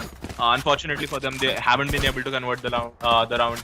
And again, in the 11th round for the first half, we're seeing a force by a Vandal, Keep it 3 cool. Spectres, That's and how a you Marshal survive. on Jet. Will they be able to convert this round? The economy management of the VRIME Pandals is looking not so good. They have been force buying throughout the game. There is the cross map. Bolt by Sova, and it is still traveling as I call it. Deploying Oh drone. my god. ये Reddit से देख कर आते हैं ये सब चीजें. Attackers are making their way towards A. They have to back for second. Critical with those kills onto Lolia might be very crippling. Enemy kill. Onto yes, got defenders down a man. It's a score. Spikes going down. Retake. The attackers have the 10-round lead. The defenders, of course, have picked up the guns. Critical with the shots on Joydeep. Down to a 2v2. Attacker kills a hazard device. You should run. And she's gonna use it to buy 10 seconds into the round. This might be a very crippling 10 seconds for the defenders. Putting pressures on the defenders. Killjoy holding the hard anchor towards speed. Defenders have to play for retake. There is so much more for the information. Gets the scan on Dr. Jinx. Dr. Jinx gets spotted. Critical destroys the Thanos pops onto the spike. They don't have enough time. Last player A standing. very menacing presence onto the side with the edge onto the stick. And he's going to finish the round. Well, Kyro is on fire tonight with 16 kills, 1 death. Last round before the he has switch. a 16 KD right now, a 16 KD. And that is KJ, by the way. That's not even a duelist. He has 16 kills and 1 death. So that is some amazing performance we're seeing from Kyro today. I got money. Need something? Anyways, we're in the 11th round, the 12th round, the last round of the first half, and we're seeing a full buy on the defense. And again, things are looking very tough for the defense right now. On the attack side, they need to have a flawless series of rounds to come back. 10 round 11 round लगातार force by again. But anyway, we're seeing the attackers are making their way down towards B. Again, Joydeep with a crisp headshot on critical. With Sage down, Sage had her ultimate up. This might have been the ultimate they needed. Unfortunately, Lolia with the headshots on X Azrael. That Sage first pick is going to be very crippling for the defenders. It's down to a 5v3. Defenders down 2 men. 1 minute 10 seconds remaining into the round. The attackers trying to go for the B execute. A lot of utility being used down range. Fire in the hole. Sage pulls out her ultimate. She's in it to end it. Spams it down to orange. Unfortunately, there's nobody there. 8 down, Dr. Jinx. Lolia trying to go flank, and he gets the drop on Dr. Jinx. Kyro gets the front down. It's a 3v1. Brimstone has his ultimate up. And Cypher uses his ultimate. One This might be enemy the- remaining. Lolia with the 3k. Lolia has been on fire tonight, creating openings for the team. Killjoy establishing her presence. Lolia and Kyra for Reflex to Extreme. One enemy have remaining. made their presence aware. Yes, but using the information from his ultimate, capitalizes, gets the kill on Joydeep. Seconds remaining until detonation. It's down to a 1v1. Lolia holding a very, very tight angle onto Spike. Makes his way. Yashbot gets the defuse to 15. And the 4k finishing blows on Yashbot. This is going to be a round for the attackers. 12-0 round switch. First clean sheet. Switching sides. Switch off the field. Match point. Well, this might just be the first 13-0 game of the tournament. But of course, like as you mentioned, the VRIME Pandals did force by quite a few rounds in the defense side. But again, that is one of the strategies. Like after you have a loss bonus of 3 or 4 rounds, you can like double back. You can increase the stakes of the round. Somehow like force buy into the next round, and maybe if you convert one of those force buys, you pick up the equipment from the other team, and then you play with that equipment. But unfortunately for them, they weren't able to convert any rounds, and we are at the match point. The score is 12-0. Of course, it's a very difficult comeback for the VRIME Pandals. I mean, the VRIME Pandals have not been managing their economy correctly. They have been force buying through 10-12 rounds straight. Again, VRIME Pandals are now on attack. They are trying to get the first pick in. Boombot down for the damage. But that's the team with the shock shot kill on X Azrael. This again very crippling for the attackers. Might be the last round of their match today. 1 minute 15 seconds remaining into the round. Attackers making their way down into B. Have they been called out? The defenders are out for blood. They're trying to go for a backstab play. Brim making his way into side. Cypher has his camp set up. There is Omen smoke. Joydeep. Oh my god! Sage sets up her wall, boosts Joydeep up. Joydeep in the smoke, almost gets the kill. It's unfortunately it's not enough. Sage unknowingly boosts Joydeep up onto the boxes. It's a 3v3, down to a Last player 3v2. standing. Last man standing on the Last attacker player side. standing. Or does Dr. Jinx with the 2k? It's gonna be a 1v1. Kyra with the finishing blow. This is gonna be the game for the defenders. Kyra and Lolia both making their presence on the battlefield. Sound to both the teams. Honestly, what a game by Reflex to Extreme. पैसे लगाए थे ना मैंने Partek मैंने बोला था ना. हाँ 10 रुपए भाई तो. 50 बोला था. Chat अच्छा hold तो it. 50 रुपए भाई. Defenders win. Anyways, that was the first 13-0 victory Anyone? for any team No one? in this tournament. This was certainly very surprising to see the least. Like even if you have some speculations, I wasn't expecting by any means a 13-0. But we saw some amazing performance from Lolia, Kyra, Arctic Still, and well, that won them the match. One of the shortest matches we've seen. Hello. Can we have the scoreboard on screen? Critical The points table. भाई तुमने सारी walls मालूम है भाई वहाँ पे मैंने game sound 0 में रख के पूरा गाना बजाया. So we had I didn't hear a Skeptics single footstep. at 8 points after yesterday's game. STEPBROS with 6 points, Collective with 6 points, Baba Seer and at your 6 with 4 points, VRIME PANDALS and the Boosted with 2 points, and Reflex to Extreme with 0 points. After today's matches, we have the Skeptics sitting at 10 points, at your 6 sitting at 4 points, and Reflex to Extreme sitting at 2 points, with VRIME Pandals sitting again at 2 points. The table, the updated table shall be posted on our different social medias by tonight. That was a very interesting game, man. भाई इतनी गंदी economy management मैंने CS:GO में भी नहीं देखी. Well, you can call it Gandhi, but again, it is one strategy. You raise the stakes for every round.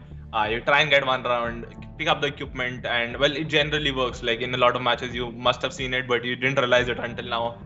But unfortunately, for the VRIME Pandas, it did not work today. And the Reflex to Extreme, they made a statement today that they're here to win this tournament. They're to be feared. And with a 13-0, they're making a bold statement. Anyways, we have the next match, which is the third match for today, and we will be back in 10 minutes. So stay tuned, guys.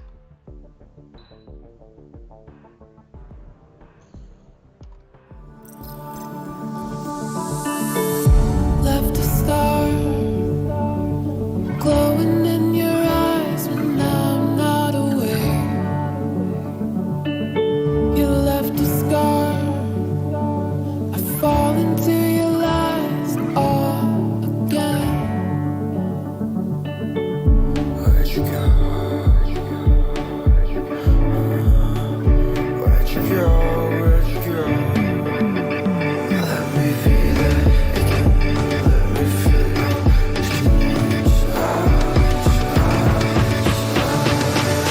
Fall into you.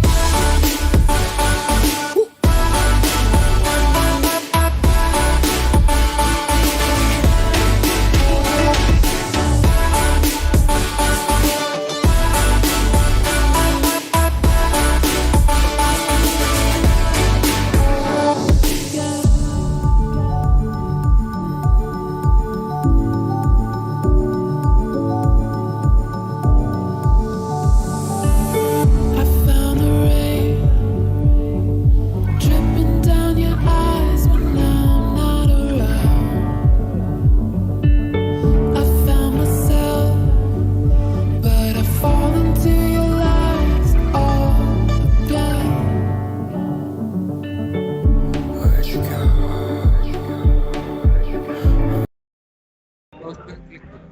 आ गई ना, हो गया. लेकिन सब source वापस से change करना पड़ेगा.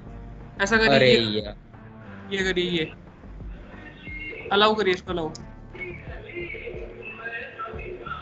तू अरे तो तन में सीन 1 में ही कर देना वापस जाके, हाँ हाँ वही.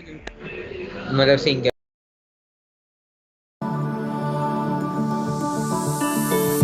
Left a star glow.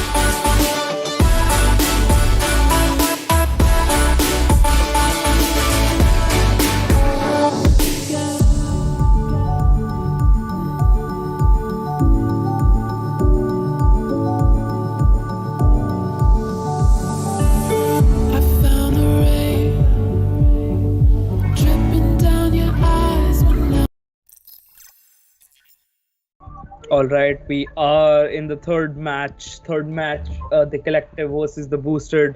We saw pretty interesting gameplays by the Skeptics. The Skeptics, of course, holding their undeniable lead in the tournament with 10 points at the top of the scoreboard. Reflex to Extreme versus VRIME Pandals. Reflex to Extreme ने अपना खाता खोला आज उन्होंने पहला match जीता अपना in the tournament. They're sitting at 2 points with VRIME Pandals. Both teams with 1 wins and 4 losses each. This is the third match between the collective versus the boosted. Arinjoy, I'll have Arinjoy joining me here because Patrick had to go. It's his match. He's in the collective. Arinjoy, hi man. What opinion do you have versus the collective versus the boosted? They both of them have had a pretty good season so far. The collective, of course, is sitting at 6 points and the boosted at 2. What do you predict? I would say they are on equal ground right now. So, I mean, I wouldn't be going forward and predicting something out of the blue and saying that the collective would be winning or them. But I'd be expecting the collective to perform better than the boosted. All right, we are seeing the defenders and the attackers line up in the match. We have Pruthi, Easy Vice, Patrick Jain, Tishgord, and Assassin from the defenders. The defenders are the collective, and from the attacking team, the boosted, we have Crow, Slider Boy, Browart. We saw a lot of interesting Brimstone gameplays by Browart. We have all the teammates here. We shall be starting with the match soon. AJ7 with his performance, and Thar McLeod with his interesting picks. The map is split, and we'll have the toss details with us soon.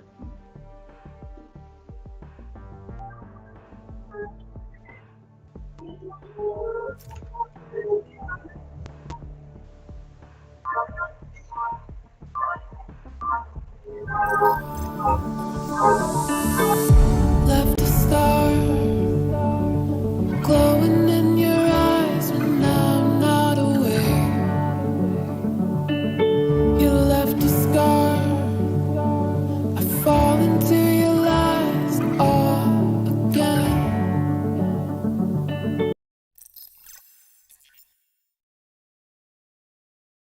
Which was very surprising on their behalf. Like genuinely, like VRIME Pandals have not.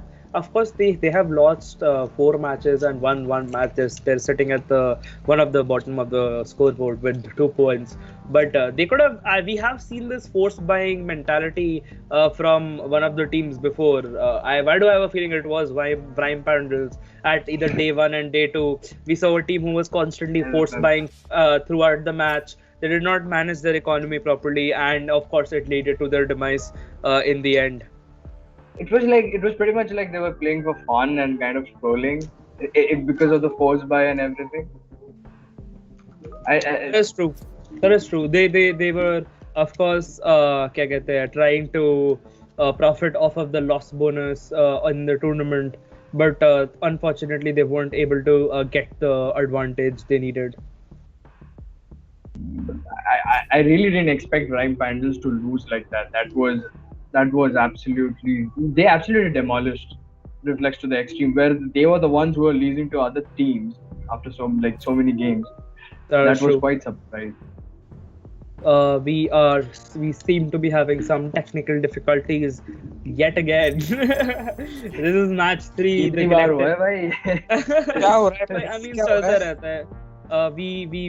We have of course different people from all over the country, from different places joining to play this match. We can of course have technical difficulties. We have the toss details in match 3, the collective versus the boosted. The toss winner is collective, and they have chosen to go defense on the map split. Attacking them will be the boosted. The collective trying to go for that momentum play at the starting of the game. Defender sided map is split. We shall see some very interesting gameplays on their side.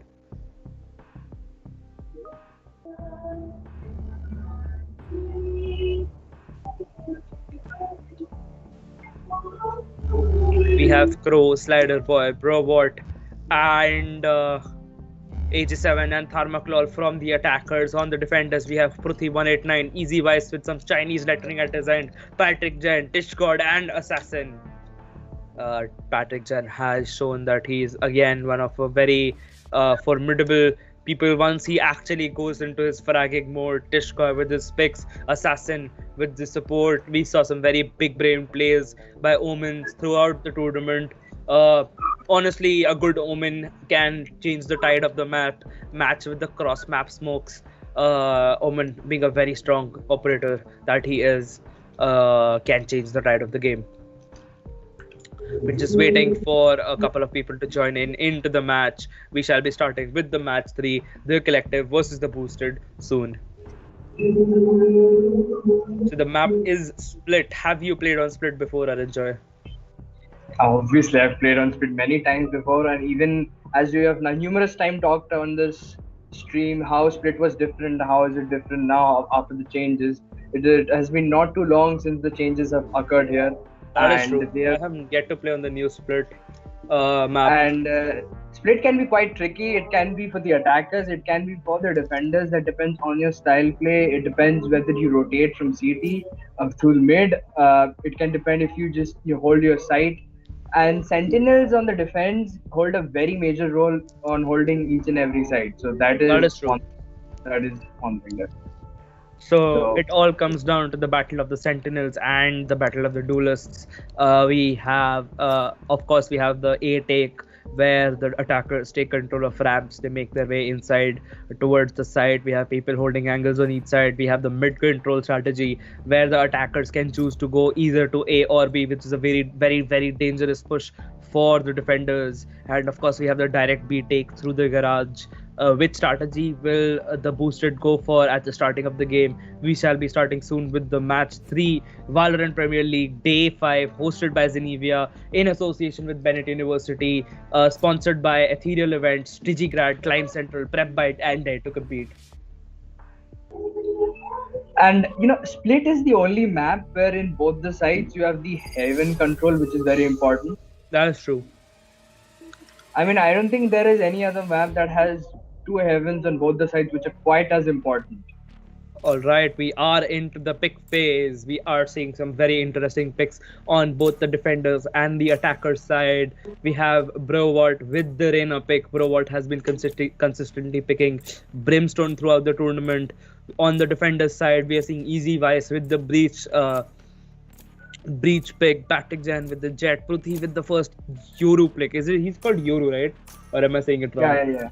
Yeah, it's Yoru. Unfortunately, he changes Assassin. Are we gonna see some Astra picks here? We're seeing Astra. You gotta be a big brain if you gotta play Astra here. Oh my god. we're seeing some trolling from the defender's side.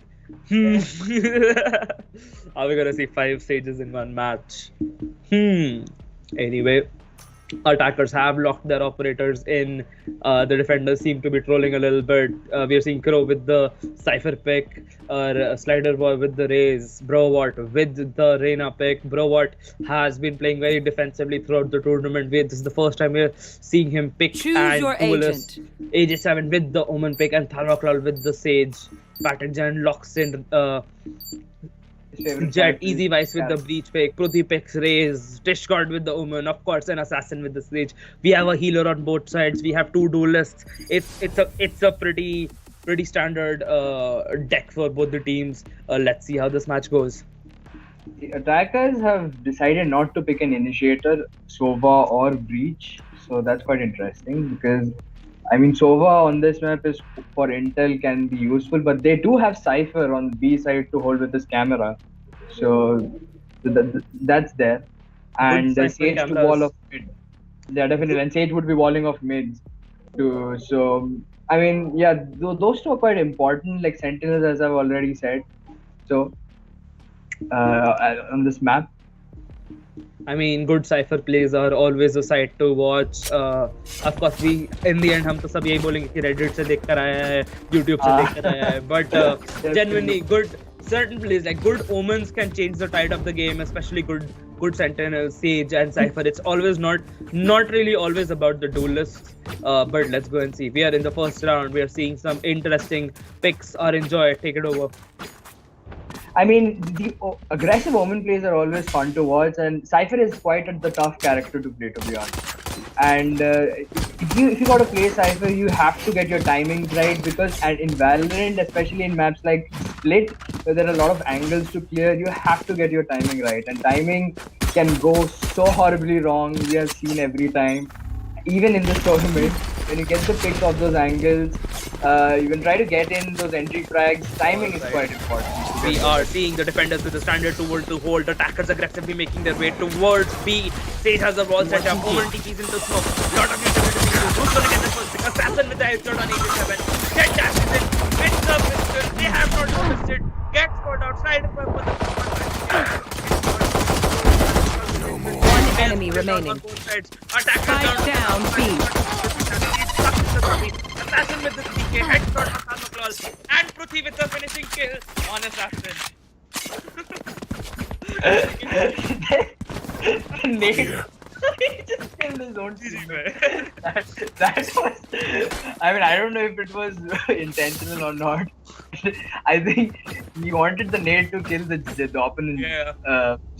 Omen or Sage right there, but yeah.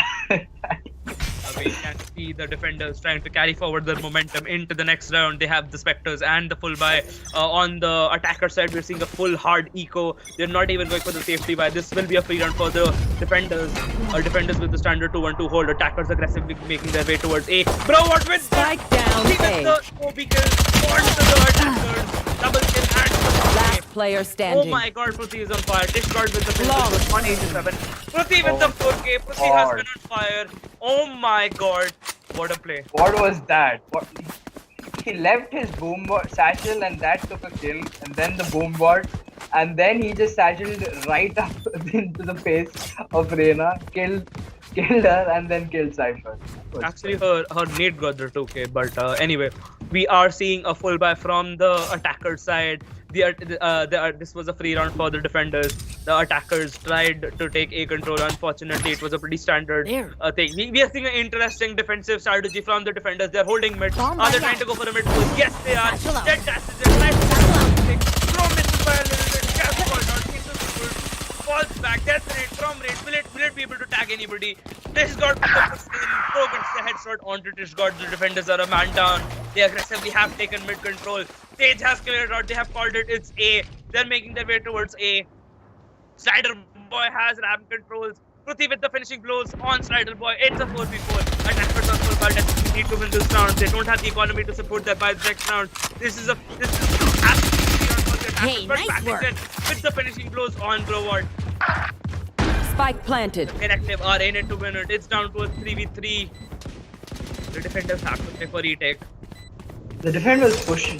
They were pushing through mid. They didn't have idea that they were sewers, but the breaches flash gave them an idea. Last player standing.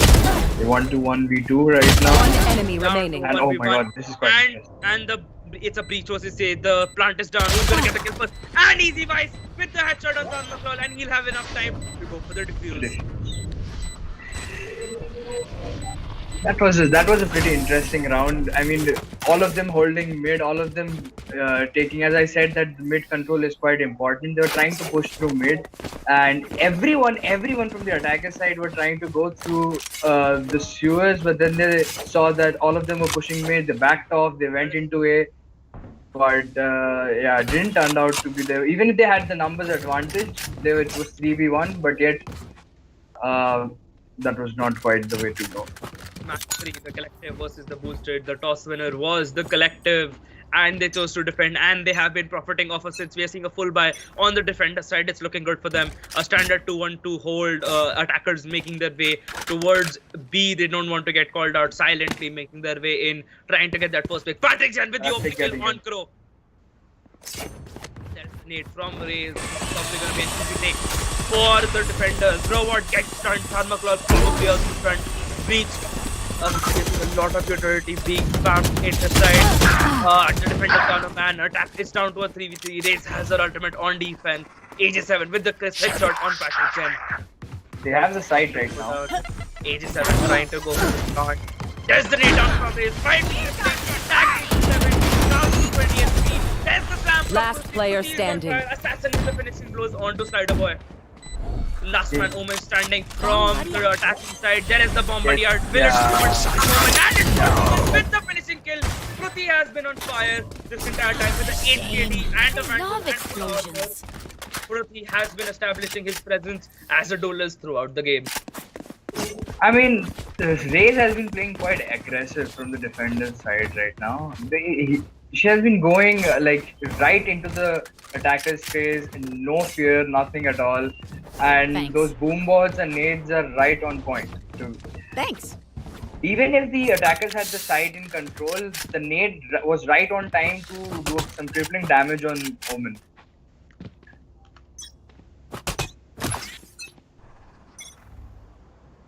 We are seeing attackers make their way towards A aggressively. They are on a force by the economy of the defenders, looking better than them. They have the better equipment here. The push has been called out. We can see the defenders making their way towards ramps and towers. A lot of moves being put down the edge. Discord with you. A lot of people falling on the attack. I know exactly where you are. Simon puts out his ultimate. Is it gonna be enough? 87 with the headshot on Easy Vibes. It's down to a 2v2. Sage slowly sneaking in on the left. She can get the kill on Cypher. She did. Spike down A. Down to a 2v1. Last man Omen standing on attack, pushing elbow. Will he get spotted? And You the are a assassin bone. with the finishing I am a mountain. headshot. Yeah, the Omen had no idea where the Sage was, and that was, I mean, that the Sage did everything. She did a fake with her slow up right there, and then slowly changed her position in order to get that kill on Omen, and before that Cypher. Both of them had no idea, but I think there was some miscommunication because I thought the Omen would know that the Sage was right there because that's where Cypher had died. So the collective are on a winning streak. They have won three matches and lost one on 6 points. If they win this match, they're gonna reach the 8-point bracket. The second team to reach the 8-point bracket. Of course, the Skeptics are going to be in the lead with 10 points. The collective second to lead. We are seeing a lot of people fall on the defensive side. Sarmaclaw with the 2K, with the Sheriff, headshots finishing off. The defender complementing the headshot by that right there. Easy guys with the 2K. With his nade. Down to it. Attacker. Last player standing. He's looking at the user. Down to a 1v2.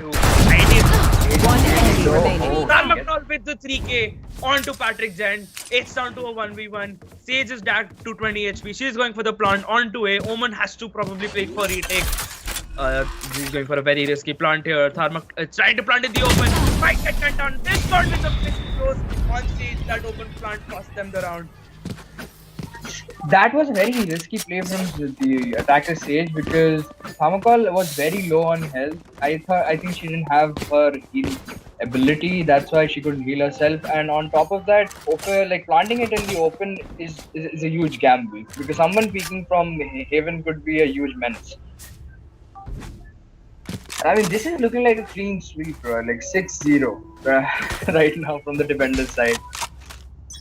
I mean, she had her ultimate up. Now we're seeing 4 ultimates up on the attacker side. The defenders have a clean sheet, 6-0 lead into the tournament. 1 minute 35 seconds remaining into the round. The attackers again trying to get that first pick. Both teams are on full buy. Of course, the defenders have the better economy here. 2 ultimates up.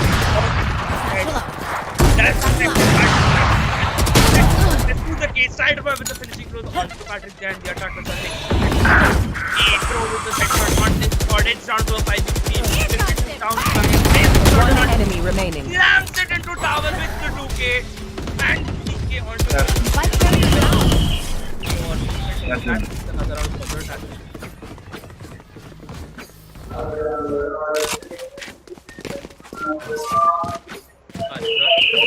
Fight there. From both sides. The defense, of course, had a 2-1-2 loadout. Patrick Jan missed a few shots through the cage. If he had gotten a pick there, we saw a Slider Boy make his way into the cage and slamming Patrick in the face with his ultimate charged up. Slammed it into tower, got that 2K, made that opening for the attackers. First round for the attackers. We are into the 8th round of the match.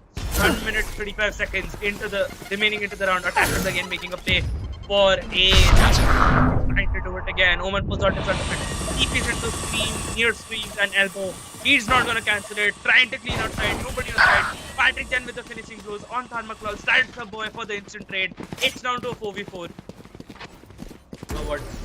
Can't raise TPs herself up with the satchel. The defenders have to play for it. Each has the ultimate up. They have to side the boy with a headshot and a satchel. We are seeing a lot of activity go down. On side, the defenders are down to the last 3 men. Elena is on her ultimate. Easy Vice with the finishing blows on Broward. Spikes down. Unfortunate it is not. Killed the rat. Easy Vice for the trade. One enemy remaining. Kruti with the kill. On side boy. Last man Omen standing, holding elbow. They have to go for the defuse. Omen with the flash. Of them. Easy Vice with the flash kill on Omen, and they'll have enough time to go for the defuse.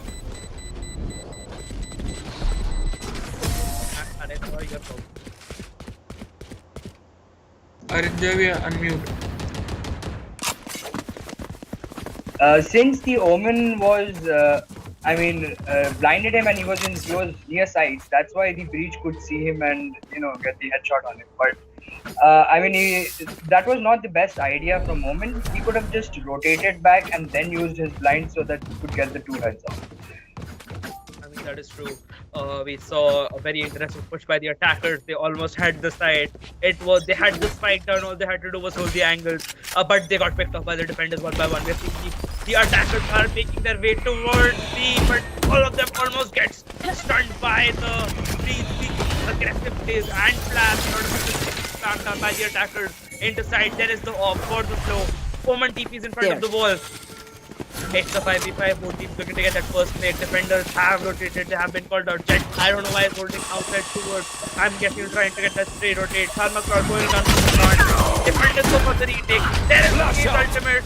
Ray's ultimate gets the kill on Thermoclaw. Easy Vice with the 2 kills. Last man. It's the 1 enemy remaining. Easy Vice with the 4 kill. Oh my god, the place by Easy Vice. Every team has that one player who is sort of establishing their identity on the battle. This time it's Easy Vice. Last time again, yeah. You see, you always see Pruti with those nades and her ultimate right on time. That nade, he made a huge damage while planting the spike right there, and obviously ultimate took 1. So if you see that Easy Vice has been using his utility a lot, thus getting the kills through his flashes. Obviously Breach is quite an annoying character, and Pruti has been playing quite aggressive. That has been the formula for them right now. Alright, Breach with his preemptive flash to B, missing a lot of activity by the attackers toward A. Jet Race makes her way straight into the ramp, spams down the smoke, is able to get a kill. There is the flash down by Omen. Both the Omens flashing the other teams. Both teams trying to get that first pick in. Both the Sages have their ultimate. It's a 6v6 technically. Firstly with the opening kill on Strider Boy. Aegis 7 gets the instant trade. It's a 4v4. Your duty is not over. Attacker stage brings it back to a 5v4. Defender stage is not near the body. Easy Vice. I know exactly where you are. Attacker stage, Cypher pulls out their ultimate. Might be the clutch information they needed. The defenders get tagged. It's a 3v2. The attackers know exactly where Last player standing. 87 with the kill. Spike planted. Scored. Last man, Sage standing. She has to play for retake. Which is making her way down ramps. It's a 1v3. Spikes down. Has her ultimate up. Is she gonna use it for the retake? Your duty is not over. Things are easy, Vice. And the kill. It makes it into a 2v2. From a 3v1, it's a 2v2 now. This is why Sage's ultimate is one of the powerful ultimates. Last player standing. 27 gets the finishing blow on Easy Vice for the 4k, and Thermoclaw ends the round with the kill on Assassin. What a round. That is very unlucky for Breach, I would say, because Breach did use his ult, but that was a bit in front of where she was hiding from the attacker's stage. Now what happened is that while that was happening, one of those players came up to ramp and killed Breach, and Sage, who jumped off from the ramp, got killed too. That was quite unlucky, bro. I mean, for the defenders. that spot, I think the Omen was holding. It's not a very common spot to hold. It's right in the open. I mean, it's right under the tower window, but it's a very dangerous spot to pick because you can get picked off from A main. Anyway, we see the attacker taking the place for B again. Omen with his smokes, setting up on Smite. Have the defenders called it out. The attackers are trying to take B control with Heaven and mid control. AJ7 going down for the plant. Scared for the raid stage. Isn't there to go for the raid. Spikes down in the 5v5. Easy Vice with the headshot on AJ7. Easy Vice has been talking. Left right. Throw with the headshot on it's down to 5. Race was automatically slams it down. Unfortunately, Patrick Jen with the headshot on forward. And Patrick Jen gets the headshot on Slider Boy. There's the smoke and the defuse by Discord. What an efficient retake by the defenders. The attackers had to just hold the side properly. Instead, they panicked a bit and they were holding that side under Heaven where Breach got the kill, and then Patrick Jin with his round in the half, taking off heads with those knives. I mean, they are not able to. Most of the time, I've seen attackers on the spike. They are not even able to hold it properly. They're running helter-skelter and they're panicking a bit, for which the defenders are getting the top regional. Yes, so, I was just waiting for Browart to pick out the Odin. Browart has been very consistent with his Ares, and I mean, at Brimstone it actually makes sense because Brimstone has a stim beacon which increases the fire rate of any gun you're holding in its radius. But let's go and see. We've seen the attackers aggressively make their way towards A. And there's the ultimate by Omen. TPs into screen, cancels it instantaneously, and it's an all-A push. Spike down A. Attackers down 2 men. This is going to be very crippling for them. Their economy is the 0. Honestly, on courses, they only have 500 credits to their name. This is genuinely not looking good for the attackers. Last player standing. Spike down A. Kill. Assassin it's a 2v1. Easy Vice with the finishing blow on AJ7. That was again a mess. They knew exactly where Switching they were. sides. They rotated fast. Those fast rotations coming from the defense, from B to A to B, that has been very crucial part of their gameplay right now.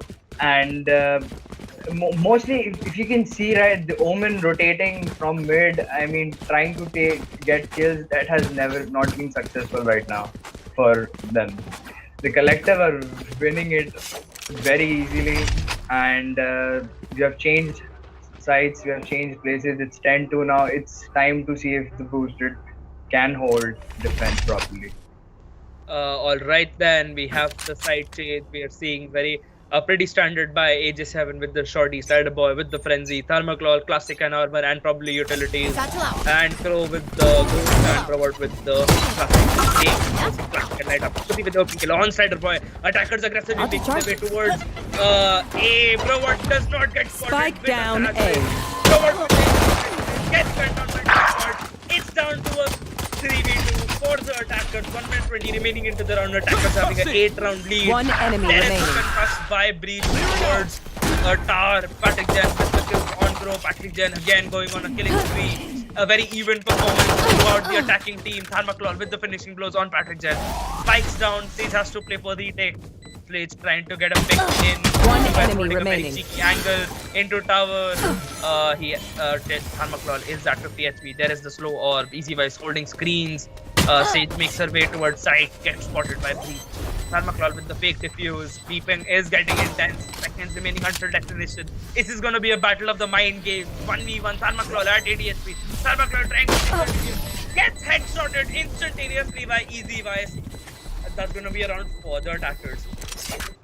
That was quite interesting. What happened is that Baze got the first kill in that round, and I mean it was very in the attackers' favor. But however, Sage getting the quick 2 kills right there on Patrick, and obviously, so what happened is that those mind games they could have played much better. If the attacker side, they could have just held. However, Patrick thought that he could easily pick off, and Omen got killed because he was holding knife instead of the shorty. And By the time he was about to take out his shot, Get first kill into the round. Pro with the instant trade. 1% 14th round. It's down to a Spike down B. and it's Thermoclock gunning down Pruthi not being able to frag. Of course, the attackers have the better equipment here. We are seeing the defenders on a force spy. This was supposed to be a free round for the attackers. Last player standing. Stand by with instant trade. Thermoclock with the 3K, with the Spectre on the device. The defenders desperately needed this round. This is another one of those momentum defining rounds of the game. Definitely the attackers had the better of the economy there, but however they held their ground, the defenders, and they knew that they were inside the site, they knew the locations, so they knew how to approach them. That was very important again. So if they continue this, they can pull off a few rounds here and make it competitive. But if they again try to play hastily like we have been for the most of the time, I think they'll lose it pretty easily. Alright, we are seeing a very interesting buy pattern. The attackers have gone for safety buys. They don't want to. They're trying to put a dent in the economy of the. This is exactly what good economy management looks like. They have the rounds to spare.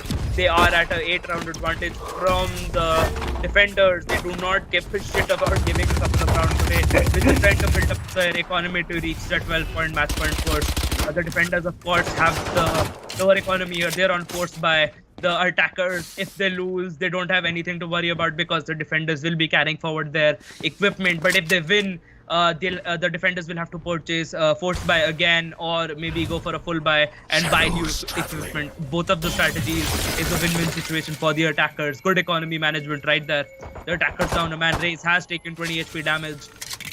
Again, the attackers are looking to get their pick in. They don't have the guns to support the fights against armors and specters, judges and Ares. With frenzies, but interesting choice of picks here. The attackers are just holding outside. Omen getting run on the gets headshotted by AJ7 and 30 seconds left. And the shot Blocking sight. denting the economy of the defenders. Strider Boy with let's start with the headshot on Strider Boy. This is an equal round for the attackers. Will they be able to get it? A very hard angle gets the headshot on Spike down B. I don't think they have time for this. 10 seconds left. You're right. 8 seconds left. One enemy remaining. Last player from the attackers remaining. Easy Vice has the spike. Tries to go for it. Thermoclock with the finishing blow. On to Easy Vice. With the 3K. I mean, yeah, so it wasn't their round, the attackers' round to begin with, but they gave a good fight. They held that mid, like they never rotated. They never rotated out of the mid, bro. They were just holding that side. I mean, their whole game style was to just bait out the defenders. Because see, now the defenders have to force buy, and उनकी economy वापस टट्टी हो गई है. Like, AJ7 is on 0, Crow has light armor and Bulldog is on 300, a Phantom and full armor के साथ Strider Boy is on 7. I mean, attackers themselves don't have the better economy here, but the defenders on the other hand don't have rounds to spare. If the attackers in this round, yeah, exactly, if the attackers round. Again, psychologically इतना pressure build up हो जाता है कि it becomes really hard. वो match point हर round तुम्हें सुनने को मिलेगा.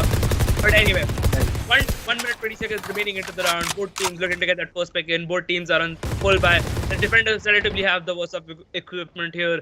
Attackers have a very spread out push. The defenders are consolidating towards A. Cypher setup was towards B. Sage is holding heaven. Vayne is holding ramps. Omen holding ankle. Outside the main side, Jet trying to get flanked by AJ7. The attackers and he can miss the headshot on bro. What AJ7 gets the instant trade. It's down to a 4v4. Their defense again does not has the little force of equipment. No charges. And the assassin with the 2K with the first headshot right there. It's down to a 4v2. The attackers are in it to end it with the win bonus. And the defenders might have 30 seconds left. Last player standing. For the defenders. 25 seconds remaining into the round. Pruthi 189 going down for the plant. Pruthi Spike planted. Her presence throughout the game. This part with a very unnecessary teleport. And assassin with the headshot on 87 for the finishing round for the attackers. Match point. Yeah, I mean at the beginning the attackers were not even sure where to go. They were very spread out. I mean, Assassin was right on the sewers with Patrick, and Breach was holding mid. and Taish was on B. So even the defenders were quite confused as to where to go because AJ7 had spotted Patrick on A, so they were not sure where to actually use the utility and stack. Get out of my way! That caused them the attackers. Patrick Jen pull out his ultimate. They are in it to finish. We're seeing a very interesting. Robot has been the entire game and second kill is got the entire game. Raze pulls out her ultimate in desperation. It's down to a 4v3 for the defenders. Their attackers are on match point. If they win this round, this might be the last. This will be the last round for them. They are able to get the plant down. AJ7 with the headshot onto Tish God. It's down to a 4v2. The attackers have set up the spike. And Cypher pulls out his ultimate for the one enemy remaining.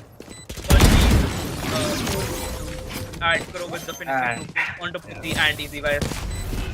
Obviously, the Cypher's ult was the key part there because they had no idea where Phoenix was. If they would have run right into his crosshair right there.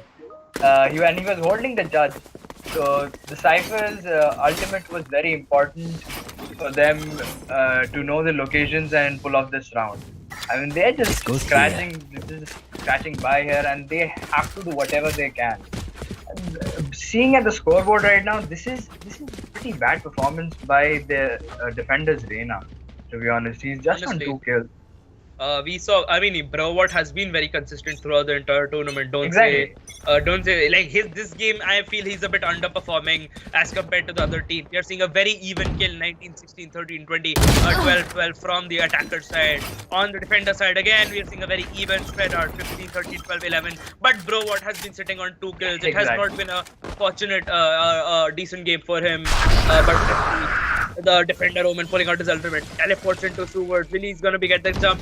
And he gets the jump on Tish God. This is going to be very clipping. Without the Omen, they don't have smokes to set up on the side. It's down to a 4v3. Pretty with the finishing blows on AJ7. Finishing up what Tish God started. You will not kill my ally! And Assassin makes it into a 4v4. This might be, again, the last round for the defenders. If the attackers are able to take it, 50 seconds remaining into the round. Attackers have taken mid-control. The defenders have a pretty standard 2-2 defending strategy, 2-1-2, 1-1-2 because they're a man down, a defense strategy with a person holding angles each, facing the attackers, making their way towards mid to take mid control. Raze trying to get the cheeky pick outside A. That's the wall. It's going to be an A execute. Defenders are rotating from A to B and they're double backing. They get caught out. Assassin with the finishing blows on Broward. That rotation might have cost them the round and possibly the game. San McCloud holding the hard angle. He's gonna get Spike down and trade by Easy Bias. 10 seconds left. It's a I don't think they have time. Last player standing. If Pro just holds, I don't think they're. Oh no, they do have to get the. I think it's over. Right? And the attackers have the man advantage here. They have the better guns here. Of course, they have more guns here. Not the better guns, I'm afraid. But last man Cypher standing. Cypher has to play for retake. 2 people are holding side. Breach, Easy Vice. Formidable enemy has his ultimate up. One enemy remaining. And for the ultimate, Pro has to be trapped in between. Gets dazed. Easy Vice pushing in for the finish. Attackers win. The collectives with the 13-5 win. And that's going to be a win for them. I think the toss paid off right there. They knew exactly what they were doing, the collective, when they selected that they would be defending. If you look at the scoreboard right now, Broward it has not been his night tonight.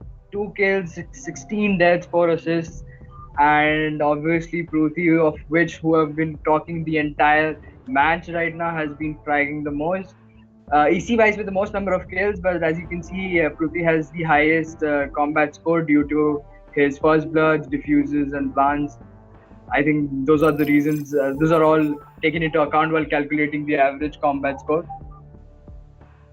Alright then, that was Match 3, the Collective versus the Boosted. We had our first match, the Skeptics between the Skeptics and RTR 6. Of course, the Skeptics, the leaders in the tournament and the highest scoring team on the leaderboard, with 8 points, won their match to make the first team to cross the get their score into the double digits. RTR 6 lost their match, have the 2 win, 3 loss and 4 point holding the same position on the leaderboard. In the match second, we had Reflex to Extreme versus VRIME Pandals.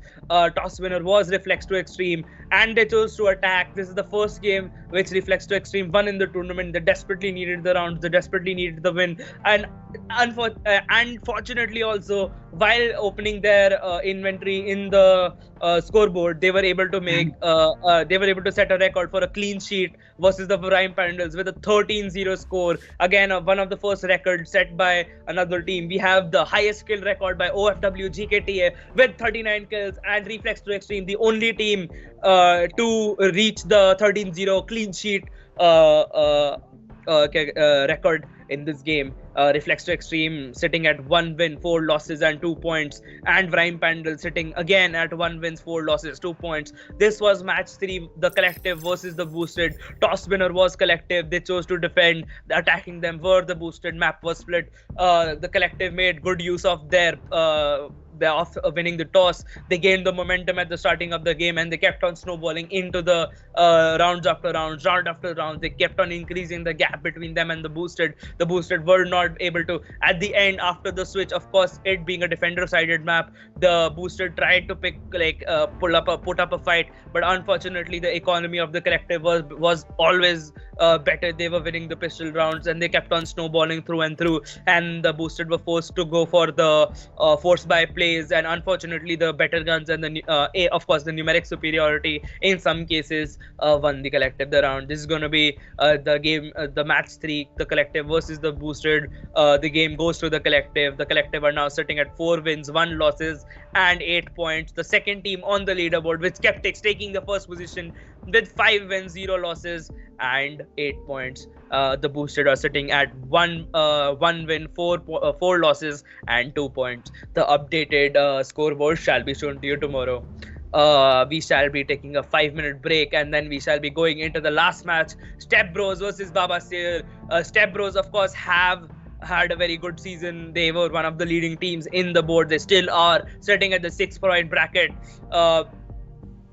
They were sitting with the 6-point bracket with the Collective. Of course, the Collective have made their way into the 8-point bracket, and this might be a deciding match for STEPBROS if they are in the top 3 teams of this tournament. Actually, even if they lose, they might still be the top 3 teams, because Baba SEER is sitting at 4 points with 2 wins and 2 losses. This is again going to be a really interesting match. We have good players on both the sides. Let's wait and see. We shall be taking a 5-minute break. We shall be right back. Left a star glowing in your eyes when I'm not aware. You left a scar. I fall into your lies all again. Where'd you go? Where'd you go? Where'd you go? Let me feel it.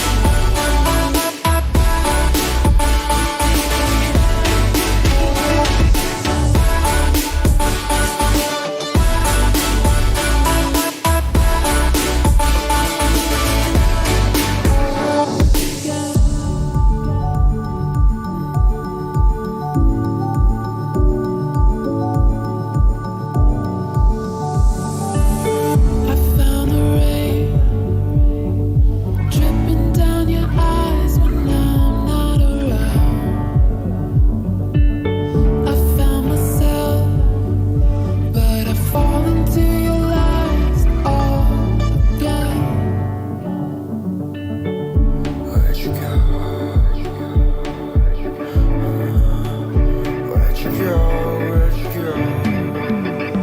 Let me feel it. Let me feel it.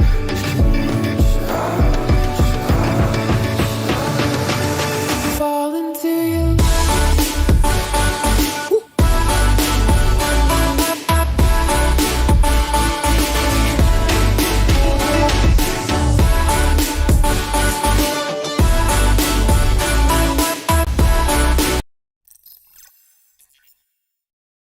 No. Live चले? चलो चलो जी. हम live है कब से? मैं live पे खाना खा रहा हूँ. Possible. तो बोल ही सकते हो हम लाइव. कब नहीं खाते हो कब बताओ ये बताओ. Shut up. Of course live है. बता तो देता live करने से पहले. But anyway, we are at the fourth match of the tournament. This is STEPBROS versus Baba SEER. We have both the teams lining up. It's Reflex, Not Kyle, Gambler, Death Cards, and OFW, GKT, the current record holder for the highest skills of the tournament, and Anti on the other side for the attackers. Anti-Venom, Recti Rowdy. Recti Rowdy is the new sub for the attackers. If we see some very insane gameplay from Recti Rowdy, we can suspect a Radiant sub being brought in by I'm guessing by Baba SEER, yes. And Jodel Kichadi, of course, the Omen main, Dark Envy and Sky from the attackers. Well, of course, on the defense as well, we've seen some fabulous gameplay from OFWG, Not Kyle, Reflex, Gambler. Tournament. This is gonna be a good match. Both the sides are the best of the best, and let's see how this is gonna go. Pretty interesting matchup. We shall be starting with the match in just a few minutes.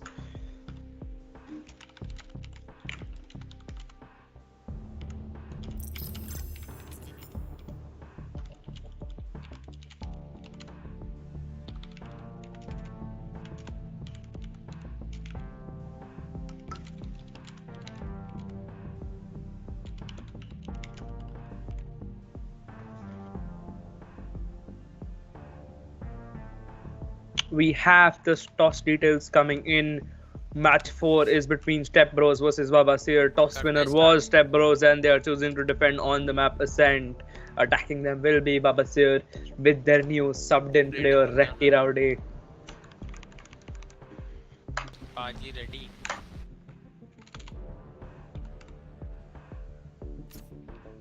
Everybody is ready, and we shall be starting with the match soon. Patrick, take it over. Well, of course, this was the last match for today, and the map is Ascent. We've seen quite a lot of Ascent picks from both the teams, I guess. All the teams right now are pretty comfortable with maps like Bind and Ascent. But of course, today we did see a match on Icebox and a Viper pick as well on one of the previous matches.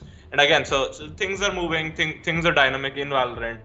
Different maps, different agents just mean a brand new plethora of possible plays. I'm hoping to see some interesting picks in this match as well. Why did you use the word plethora? Just say amazing new gameplays. Well, I have to broadcast my fantabulous vocabulary. Yes, sure, Dr. Datta. But anyway, we are moving into the pick phase of the tournament. Match 4, Valorant Premier League. This is STEPBROS versus Baba SEER. Match 4, Valorant Premier League, Day 5. Hosted by Zenevia in association with Bennett University. Of course, we're in the big phase, and on the defenders, we're seeing Reflex with Omen, Gambler with KJ, Not Kyle with Reina, Death Gods playing Sova. OFWG, of course, we saw some amazing Jet gameplay from OFWG, breaking, getting 40 kills. On the defense, on the attackers, we're seeing Recti Rowdy with Jet, Anti-Venom with Sova, Dark Envy with KJ, Chedi, I'll just call him Chedi, with Omen, and let's see what Sky's gonna pick.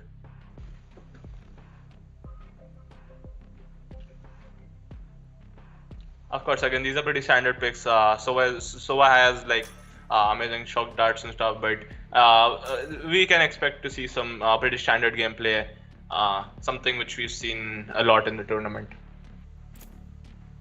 Choose your agent. We might see a Euro pick here. This might be an interesting pick from the attackers. I'm pretty sure he's gonna change in the last second. The defenders. Yeah, he's Yeah. in first. So, Pretty standard loadout from both the teams. The defense has the KJ, the attack has the KJ. Again, Ascent is a bit defender sided, so and the KJ lockdown on B. It's pretty hard. It's pretty hard to push on B through a KJ lockdown. So let's see how the pistol round is gonna go.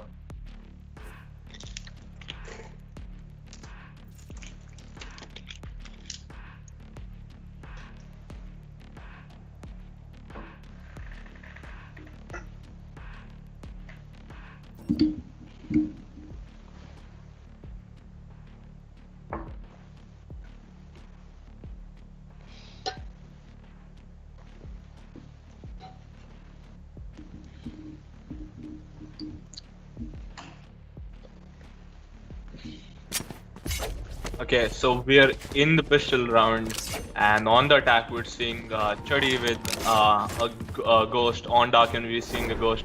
Recti Rowdy with a frenzy. Anti-Venom with a class 6, Sky with a ghost. On the defense we're seeing OFWG with a sheriff. Sheriff is again an interesting pick on the pistol round. With Jet, he just have the dash, no other utilities. It's a high risk, high reward. We're seeing Ghost on North Kyle, and the rest of the defense team has classics and light shields. And again, the worst possible scenario, if you buy the sheriff in the pistol round, is if you don't get kills and you die, and you basically give the sheriff to an opponent with the abilities and probably a light shield. Let's see how this goes. we are seeing the attackers going for a split push. Two people holding high mid, Raze outside A main, and the spikes outside B with Death Cut with the opening kill. Headshot on Sky. Attackers down a man. Sova takes damage to 20 HP. They don't have a stage to heal them back up. That might be a problem for them throughout the game. 1 minute 20 seconds remaining into the round. Killjoy setting up a turret on the boxes. A very good position. OFWG KTM with the headshot on Anti-Venom.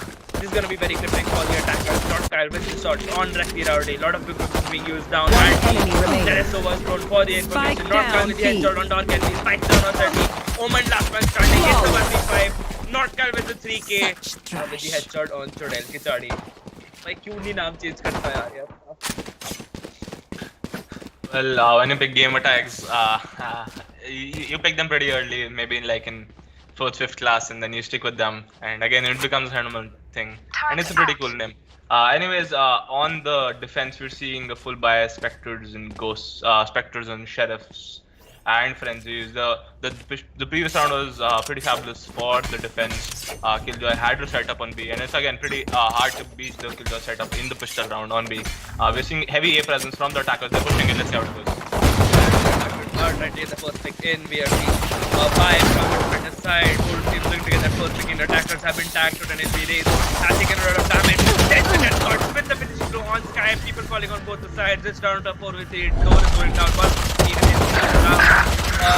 Enemy and Trelel Kichadi with the finishing blows on Jet and it's down to a 3v2. The defenders have probably are going to play for the retake. Not Kyle with the finishing blows on Dark Enemy. Spikes down, Rainer holding outside. Last player standing. With the finishing blow on Gamble. Rainer trying to make the way interside. There is the board. On the damage. And not Cal with the 3k clutch. This is going to be another round for the defenders. Pretty good round by the attackers, by the way. Again, like I've mentioned on many instances, the main goal of the second round is to get some guns down on the defense in this case. And which they did, they got 4 kills. Amazing round for them.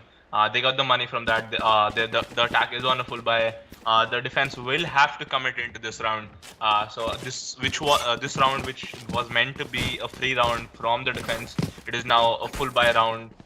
They have raised the stakes, and this increases the importance of this round astronomically. Placing sentry. I mean, both the teams have a similar economy here.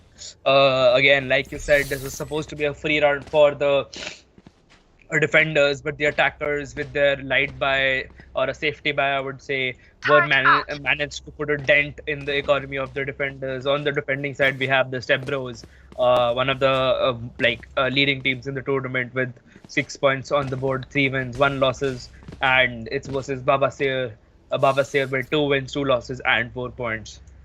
On the attack side, we have Baba Seer, and on defense, we have the STEPBROS. And this is the full buy round on both sides. On the defense, we're seeing 4 Vandals and a Phantom with heavy shields.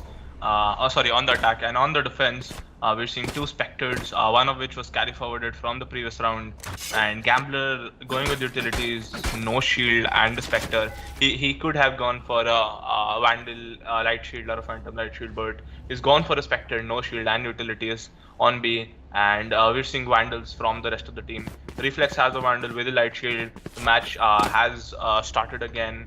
And we're seeing heavy A presence from the attack. They might go for a fast execute. Let's see what the plan is. The attackers have full utility, full armor, full equipment, and some of their ultimates about to come on. They just need a 3k to pull it in. Who is it gonna be? The defenders with the pull down for the damage. And for the info, gets destroyed instantaneously. There is overthrown for the information, gets destroyed. Deathcard on side, holding alone. There is the shock start. Will it be able to attack anybody? Unfortunately, with a lot of heads thrown down into the zone. Both teams trying to get that free kill, and there is the dart for the information. The nade. That's gonna be gripping for Deathcard. Stacks them to 80 HP. Shock dart. And both teams trying to get that first pick in. Sky takes some damage. Zekti Rowdy with the first opening kill onto Jet. There is Sky trying to go for the plays, gets extorted by Deathcard instantly.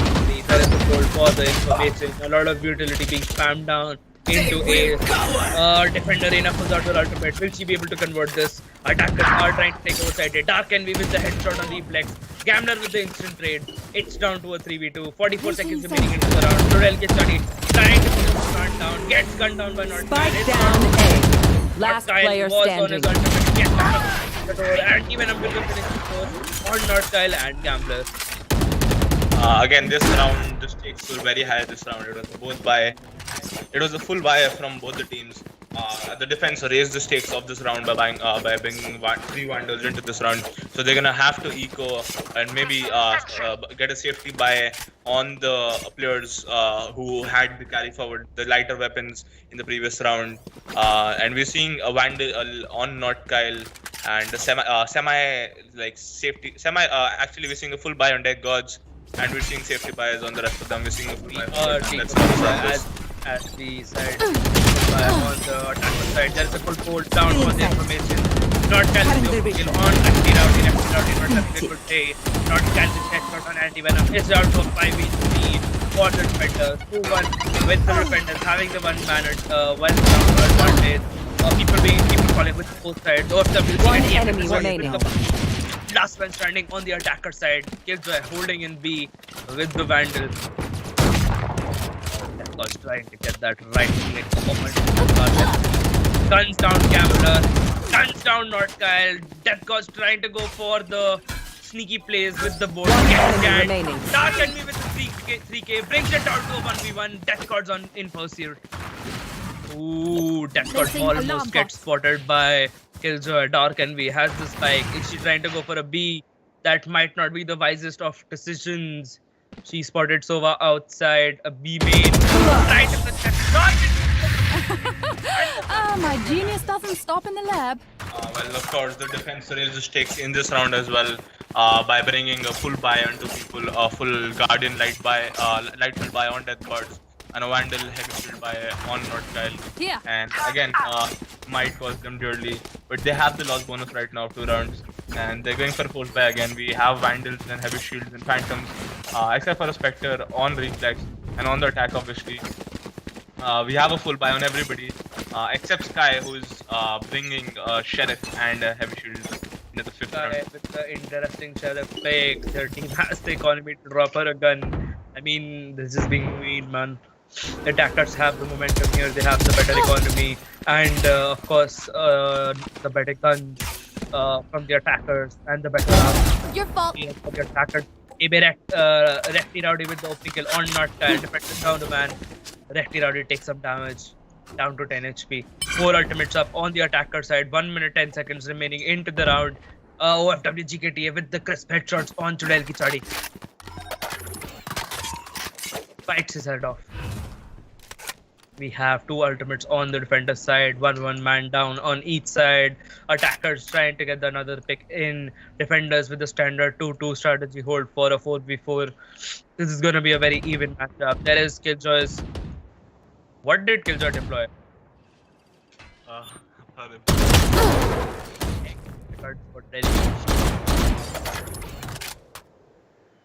We're again both teams trying to get that pick in. And attacker Killjoy, defensor ultimate. 30 seconds and left. so we're trying to get that pick on Killjoy. Tags him a little bit. Unfortunately, misses the second. Attacker Killjoy's lockdown device gets destroyed. So with this insane counter ult, instantly counters with the ultimate energy to attacker a little bit. There is Sova's bolt for the instant. Left it out into the leg, just hit the side. 10 seconds left. Will the attackers be able to get the plant down? They're trying to lock it. 5 seconds remaining in this round. Soft dart into the default position. Unfortunately, he does not plant in the default position. Get out of my way! They're able to get the spike down. The attacker Jet pulls out the ultimate down to trying to go for the kill, gets the kill onto RWGKTA. It's down to a 3v3, down to a 3v3. Player standing. Staying for a retake. Defuse the Sova spike. is playing for Last player standing. Anti-Venom with the 2k brings it down to a 1v1. Anti-Venom playing for post plant with his ultimate. I am the hunter. And he slaps it into side. Misses the second shot. And catches his ultimate. Little recognition is nice now and then. Thank you. Well, if Omen stick the plant defuse over there, he might just have gotten the defuse. But unfortunately for the defense. But Sova had the third shot also, no? So he could Sova had cancelled the third shot. He was coming like so there's a timer on the Sova's ultimate. If you don't use the 3 shots in the time period, you can't use the third shot. And so he was coming and like spamming through the smoke and trying to get the diffuser, but yeah. I mean, got the 3k, got the spike to explode and stop the defuse. Honestly, around this round, we are seeing the attackers with the full buy heavy equipment and also a full buy and a little force buy from the defender's side. Attackers trying to take mid control here. Again, bullets being exchanged. Lefty Rowdy gets stuck on the road. Might be cryptic for him. Takes a lot of damage. Kaya with the opening kill and the 2k. Defenders went down to a 5v3. Satchel out. Remaining into the round. Omen TPs into side A with the spike. And this is going to be an easy take for the attackers. The attackers have Ace Out of with charges. the 3k. Headshot Spike on planted. Captain. Every round there is one person getting a 3k. The attackers are on fire. Defenders have to play for retake. They do not have the ultimate. It's down to a 5v2. Omen, Noctile makes his way up. The bolt gets destroyed instantaneously. Noctile and Omen holding the side. Anti-Venom with the peak. With the one back. Last player standing. And for LP30 with the finishing blow on Noctile. Well, again, the defenders are relying on the loss bonus, forcing into the rounds.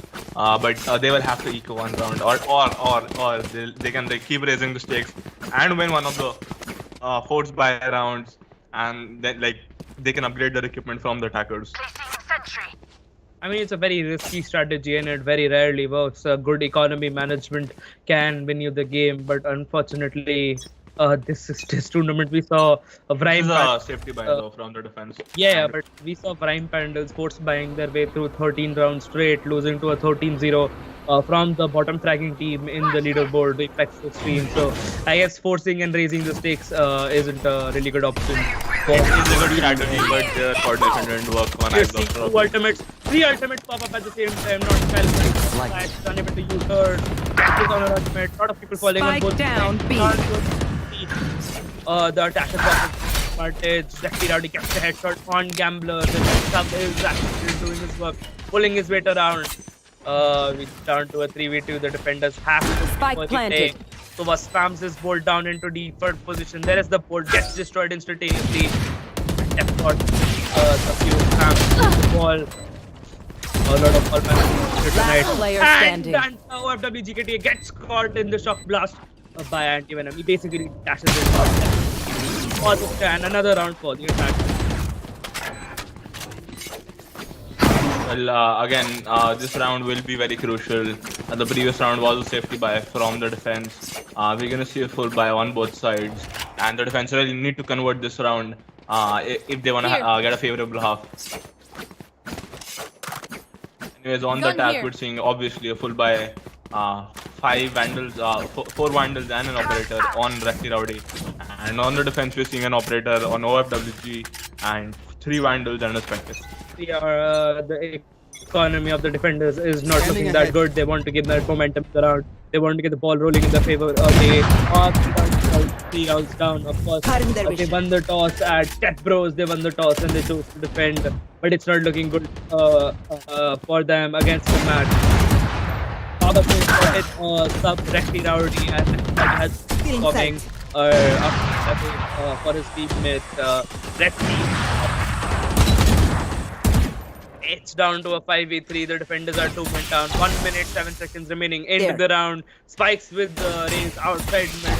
There is Sova's bolts down for the damage. Soman setting up his smokes. There is Anti-Venom with the cross map bolt for the info. Unfortunately, it does not scan anyone. The defenders are down to 3 men. It's gonna be difficult for them to hold side with the 5-man pushing towards them. Kyle holding a very angle. It's a 3K and the match down. Mid. Oh my god, and he breaks it.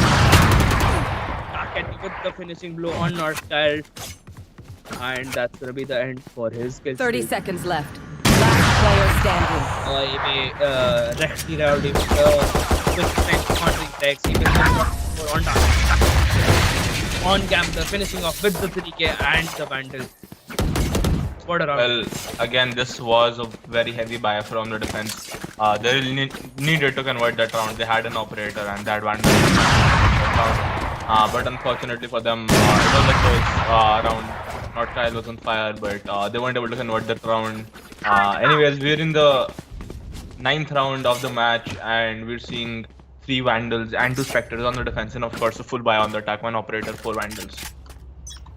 We are seeing the attackers are making their way towards A. They're trying to go for that A execute. Omen with the cross map smoke. So are trying to fake out B. Is he gonna get called out and trying to bait out the defenders? Attackers are holding very silently outside A. So are trying to fake B, but unfortunately it's not working. There is the bolt for the info. I think Omen is about to get baited. The attackers are making their way towards A. It's a split bait and push, a classic bait and push strategy by the attackers. It's the defenders are holding position, a 2-1-2 strategy. There is a raise satchel for I have no idea what, but it was a satchel. There is Omen's cross map smoke blocking off the vision of the attacker. Sova has his shock dart, I'm getting ready. There is Raze's boom bots. That's the scan, and the attackers get spotted and they are called out. We are seeing Reina rotate from the mid towards side. Again, both teams looking in to get the kill. The attackers are of 1 man down. Anti-Venom complimenting the defenders for the shot. Very wholesome gameplay. Again, this is something rare. We usually see toxicity in chat, but 30 seconds another left. team complimenting you for your shot. That's definitely nice. Attacker Killjoy is deploying her ultimate. It's a 5v4 there for the defenders. And there is a gap in the dome. Gambler is taking full advantage of it. There's the bolt for the scan. And time with the headshot on death squads. 10 seconds left. Guy gets the kill on Gambler. Gambler was Spike planted. Rowdy with the shot on reflex. The doors coming down. The defenders have to take the retake back down to default position. A lot of lead being put. That has climbed on top of box. Very unexpected angle. OFW gets the head. Last player standing. By Killjoy. Spotted. There's an intense gunfight right there. Turret.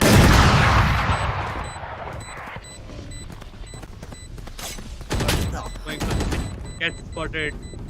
Takes a little bit of damage.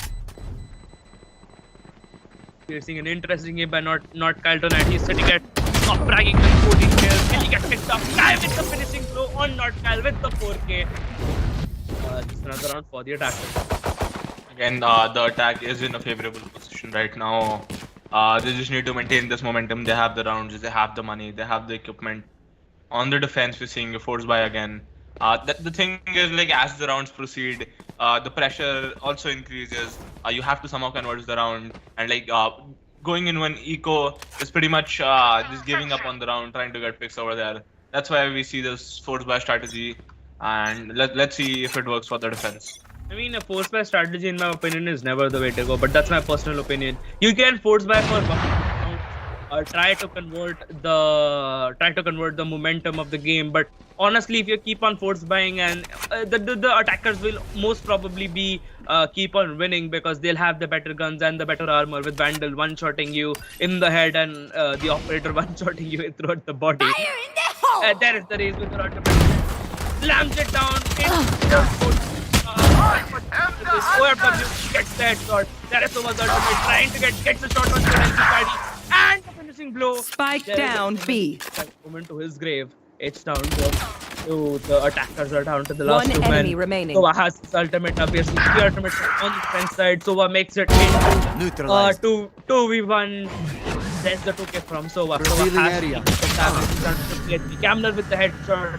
Finishing blow onto Anti-Venom.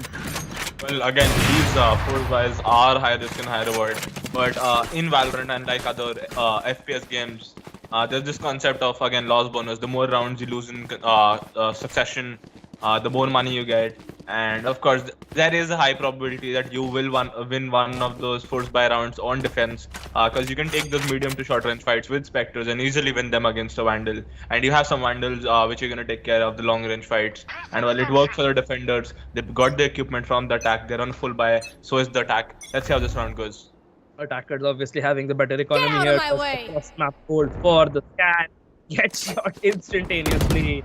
Jet pulls out her ultimate, dashes above the parapet and the gate. There's an interesting angle.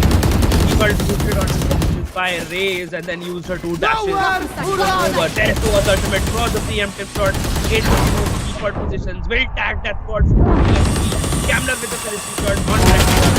Camler Anti-Venom out of Spike down A. Reyna has her ultimate setup. Anti-Venom with the 2. One enemy remaining. Down to a 3v1. A dart towards the 1v1. For the defender. Headshot on Anti-Venom. Well, the defenders are gaining the momentum. Last round they are before the round. switch. They have a strong economy at this point. They have a full buy. On the attack, of course, they have the money for a full buy right now. They are in a comfortable position, getting 7 rounds on attack. Even if they lose this round, 7 rounds for the attack is a comfortable position for them once they reach in defense. But again, the current defense can easily come back from a 7-5 score on from a 5-7 score on the attack. Alright then, we are seeing an interesting push from the attackers. They have a split push set up. Omen Sova holding outside A, trying to bait out the defenders. Defenders taking short control. Oh, we're seeing Sova push up mid. He's standing in a very, very exposed position. Omen has his smoke set up. Who's it gonna be? Sky or Death Cards? Both of them on the other sides of the world. Do they know they're there? It's gonna be the GKTA opening kill on Black. Attackers down a man. That gun gets spotted. Sky Prophet instantaneously offer. Anti-Venom with the headshot on Reflex. Unfortunately, it was a 4-way stand. Spike down mid. Attack Omen pulls out his ultimate, cancels it instantaneously, gets spotted by Killjoy, but he has information on her. Attackers are making a play for A. Arena with the spike pushing down short. Omen pushing long. Sova watching mid. It's a 3v3. We have 2 ultimates up on the defender side. Killjoy might use her ultimate to force the attackers off of side. The defenders really need the rounds here. They can't be affording to sacrifice rounds to save ultimates. There is the bolt for the info. Gets destroyed instantaneously. One enemy remaining. On Anti-Venom. Spike down mid. For the defenders. 30 seconds. Ooh, Jet with the snipe and dash, but misses. Watching over the same angle again. Omen suspects that B is empty. He's making his way towards B. Who's gonna get there first? There's the flash. And well, again, this was the round that the defense needed. They didn't have the momentum in the starting of the match. They gained it midway through the first half. 5-7 again is a very a bit in the favor of the defense right now, the current defense. But again, the attack can easily come back from a score of 5-7. They just need to get this pistol round. They'll make it of 7-7, forcing them into a full buy round. And well, let's see, this pistol round is what decides where this game is gonna go. That is very true. The attackers can gain a 2 round, can cover up the 2 round. If they win this a pistol round, then it will be a free round for them the next round, because the defense will probably be having safety buys or eco. That is assuming they win both the rounds. We're seeing a full ghost buy from the defender side and armors with classics from the attackers. This is a very interesting buy combination. Not Kyle with the 20 kills, 9 deaths KD ratio with the ghost. Attackers are making their way towards mid. They have taken mid control. Killjoy is holding outside B with her turret set up over there, and Nanoswarm falling on both sides. Down to a 4v4. Not Kyle with headshot on anti-venom for the instant trade. Not Kyle with the 2k onto Sky. It's down to a 4v3. The defenders have the 2 round advantage. 1 minute remaining into the round. Not Kyle getting the kill, finishing blow on Dark Envy with the headshot. 3k. Putting the defenders down to 2 men. The spikes down. Attackers have the 2-man advantage. The attack really needed these rounds. Like I said, momentum. Like he said, Patrick said, momentum defining rounds of the game. They really needed to put the cruise to the defenders here, because now they'll have a chance to win if the defenders aren't able to retake side. The attackers have taken enough. 2 people are holding both sides. Reflex already with the headshot. Not Kyle with the instant trade. Not Kyle with the 4k. Is he gonna get the ace? Not Kyle taking that angle very aggressively. Unfortunately, the ace is not his. Gambler gets the finishing blow on Chodel Kichadi. This is gonna be a round for the attackers. Not Kyle is on fire tonight with 24 kills, 9 deaths, and 2 assists. And of course, the attackers have a full buy right now. They have Spectres and Heavy Shields, and 2 light shields on Gambler and Reflex. While on the defense, we've seen the full eco, classics only. The main goal for the defense, they're all ace tagged, the defense, and the attack has a heavy presence on B. They're probably gonna get sight and play after plant if they commit B right now. That is very true. There's the bolt down for the information. Double bolts going up by both the teams, the attackers. Ooh, we're seeing an interesting push by the defenders. Defenders with full club, pushing down into spawn. Get picked from 5 attackers. The attackers have the better equipment here. It's probably going to be a free round for them. Attackers have taken mid control. They can push either side. The defenders have no presence on any side whatsoever. Ray's making her way towards A. The defenders are attackers are executing B. Will Killjoy be picked up by Killjoy. Chodel Kichadi with the finishing blows on Gambler. Spikes down outside B. Not looking good for the attackers. But Spike picked up by Death Squads. He's making his way towards side. Of course, the attackers again having the better equipment here and the better guns. Not Kyle with the finishing blows on Chodel Kichadi. Hits down to a 4v2. Omen setting up on side. Death Guard for the plant. The defenders have to play for retake. It's going to be a free round for the attackers. 1 enemy remaining. There. DKTA with the headshot on Dark Envy and the finishing blow on Sky. Of course, in the second round, after losing the pistol round, you can take very drastic measures. You can stack one side, you can rush a particular angle, and that just might just turn the eco round into your favor. Unfortunately for the defense over here, the attackers weren't at A, and they rushed A, and if the defense straight up pushed into B, they would have still gotten the kill, the round. But they chose to fight. They got some kills on mid, and they did a clean wrap up outside B. Alright, we are seeing both teams with full buys. Of course, the attack having the better equipment here with the sort of better armor on here. Actually, the attackers have 3 Spectres, and this is the round for the attack. And yeah, that's we're seeing players fall down on both sides. Students study with the Duke. Death cuts with the instant raid down to a 3v3. Attackers have mid control. Is the defense going to contest it? The defense is aggressively making its way towards A. Has A been called out in their comms? And the attackers are executing A. This is going to be a battle for the side A. Not Kyle outside doors. Is he going to throw it down? Death Squad takes a few damage. Dark Envy with the finishing blow on Gambler. Door is going down. There is the nade. 1 enemy remaining. Guy with the spike down A. Not Kyle trading it for Dark Envy. It's down for 3v1 and Anti-Venom with the finishing blows on not Kyle. Well, again, the attack and the defense both can easily win this match.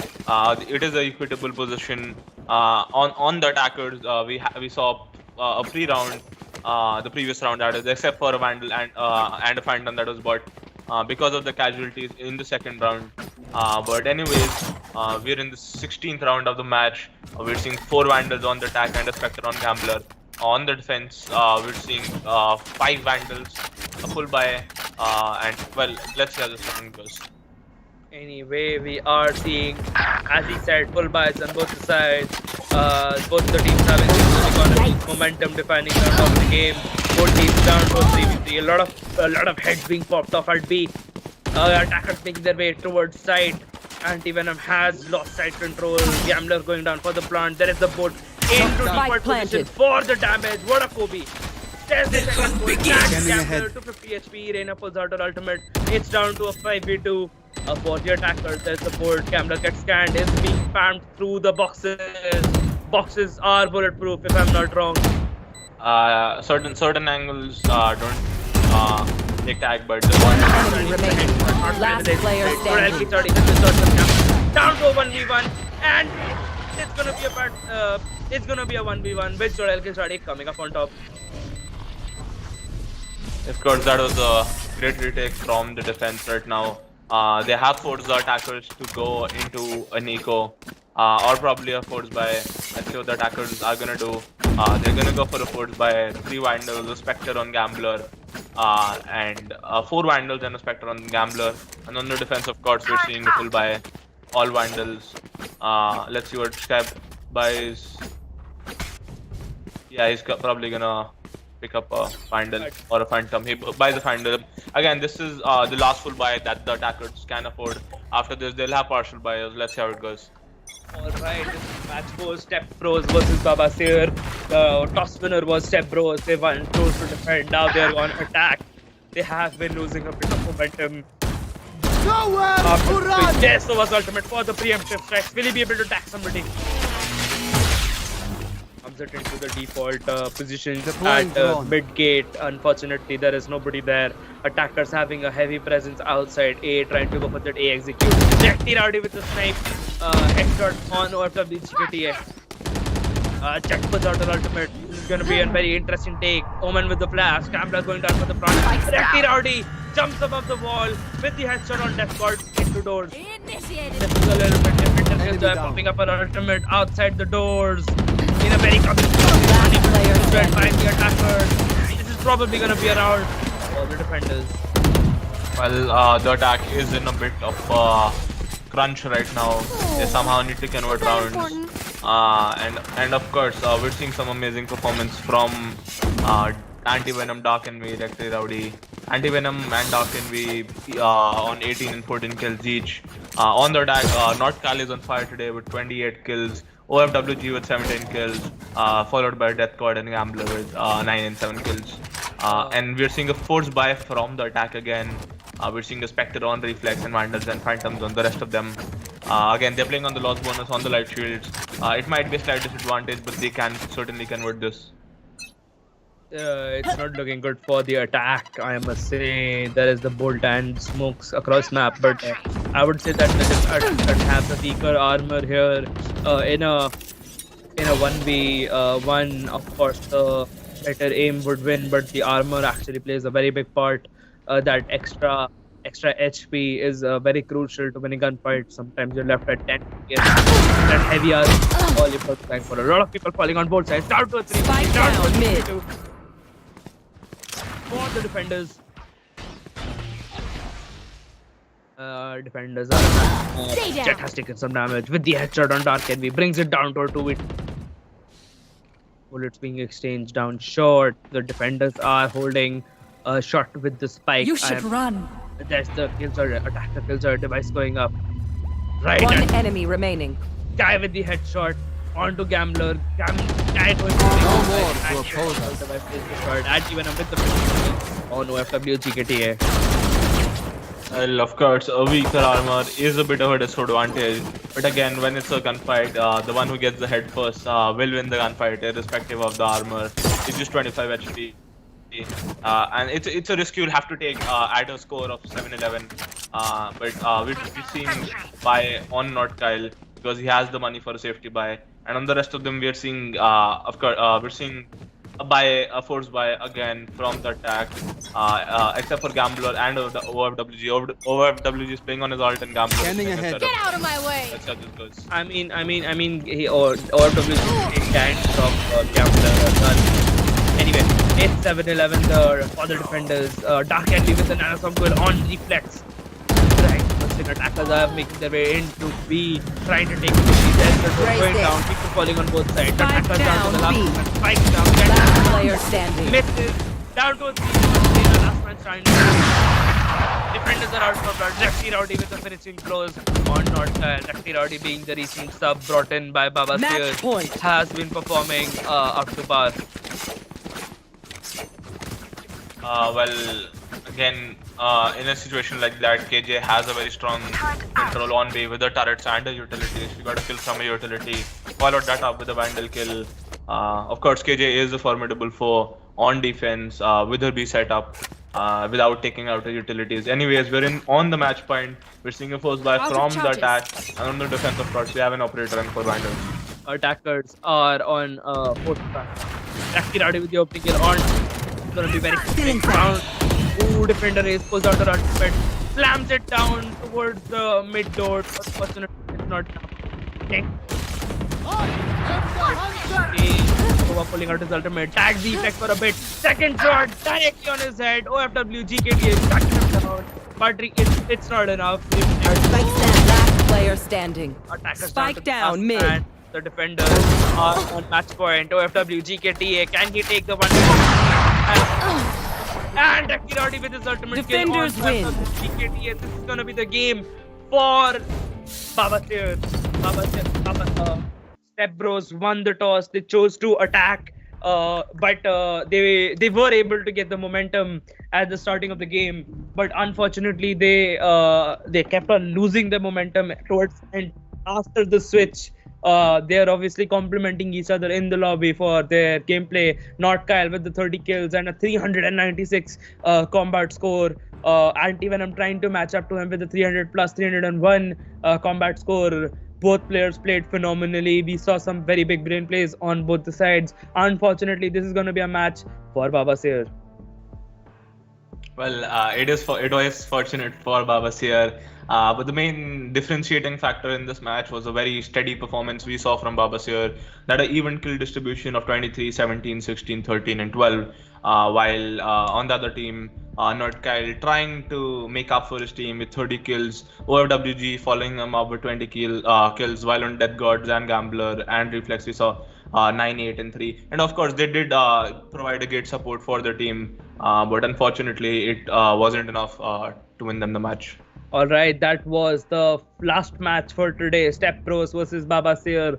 We saw some very amazing gameplays. SKEPTICS versus At Your 6. SKEPTICS coming up on top. Reflex to Extreme versus VRIME PANDALS. With the Reflex to Extreme getting their first win of the tournament. After that, we had the Collective versus the Boosted, and Collective aggressively making their way to the second place on the leaderboard with 8 points. And after that, we had STEPBROS versus Baba Seer. And that's going to be a match for Baba Seer. STEPBROS won the toss. They chose to defend. Unfortunately, they were not able to get that much momentum at the starting of the game. It was a very even score, but not a very defender-sided. But this being a defender-sided map, Baba Seer going on defense profited hard. And the new substitution player they brought in performed up to par with the entire team, of course, and brought up the level of gameplay of the entire team. And this will be the match for Baba Seer. Baba Seer are now sitting in the 6-point bracket with 3 wins, 2 losses, and STEPBROS sitting in the same 6-point bracket with 3 wins and 2 losses. Well, of course, we saw some fabulous gameplay from all the teams today. It was an exciting set of matches. We saw some new players, we saw some new picks like Viper. I don't think we've seen a Viper before today. And well, this was the first game on Icebox today. So of course I'm hoping to see some more unconventional gameplays, game styles, maps and agents tomorrow as well. Let's see you tomorrow for the matches. This was Valorant Premier League Day 5, sponsored by Ethereal Events, Digigrad, Climb Central, Prep by Dare to Compete. I am Roy, and Nietzsche is Shiv. We are signing off for today. We shall see you tomorrow.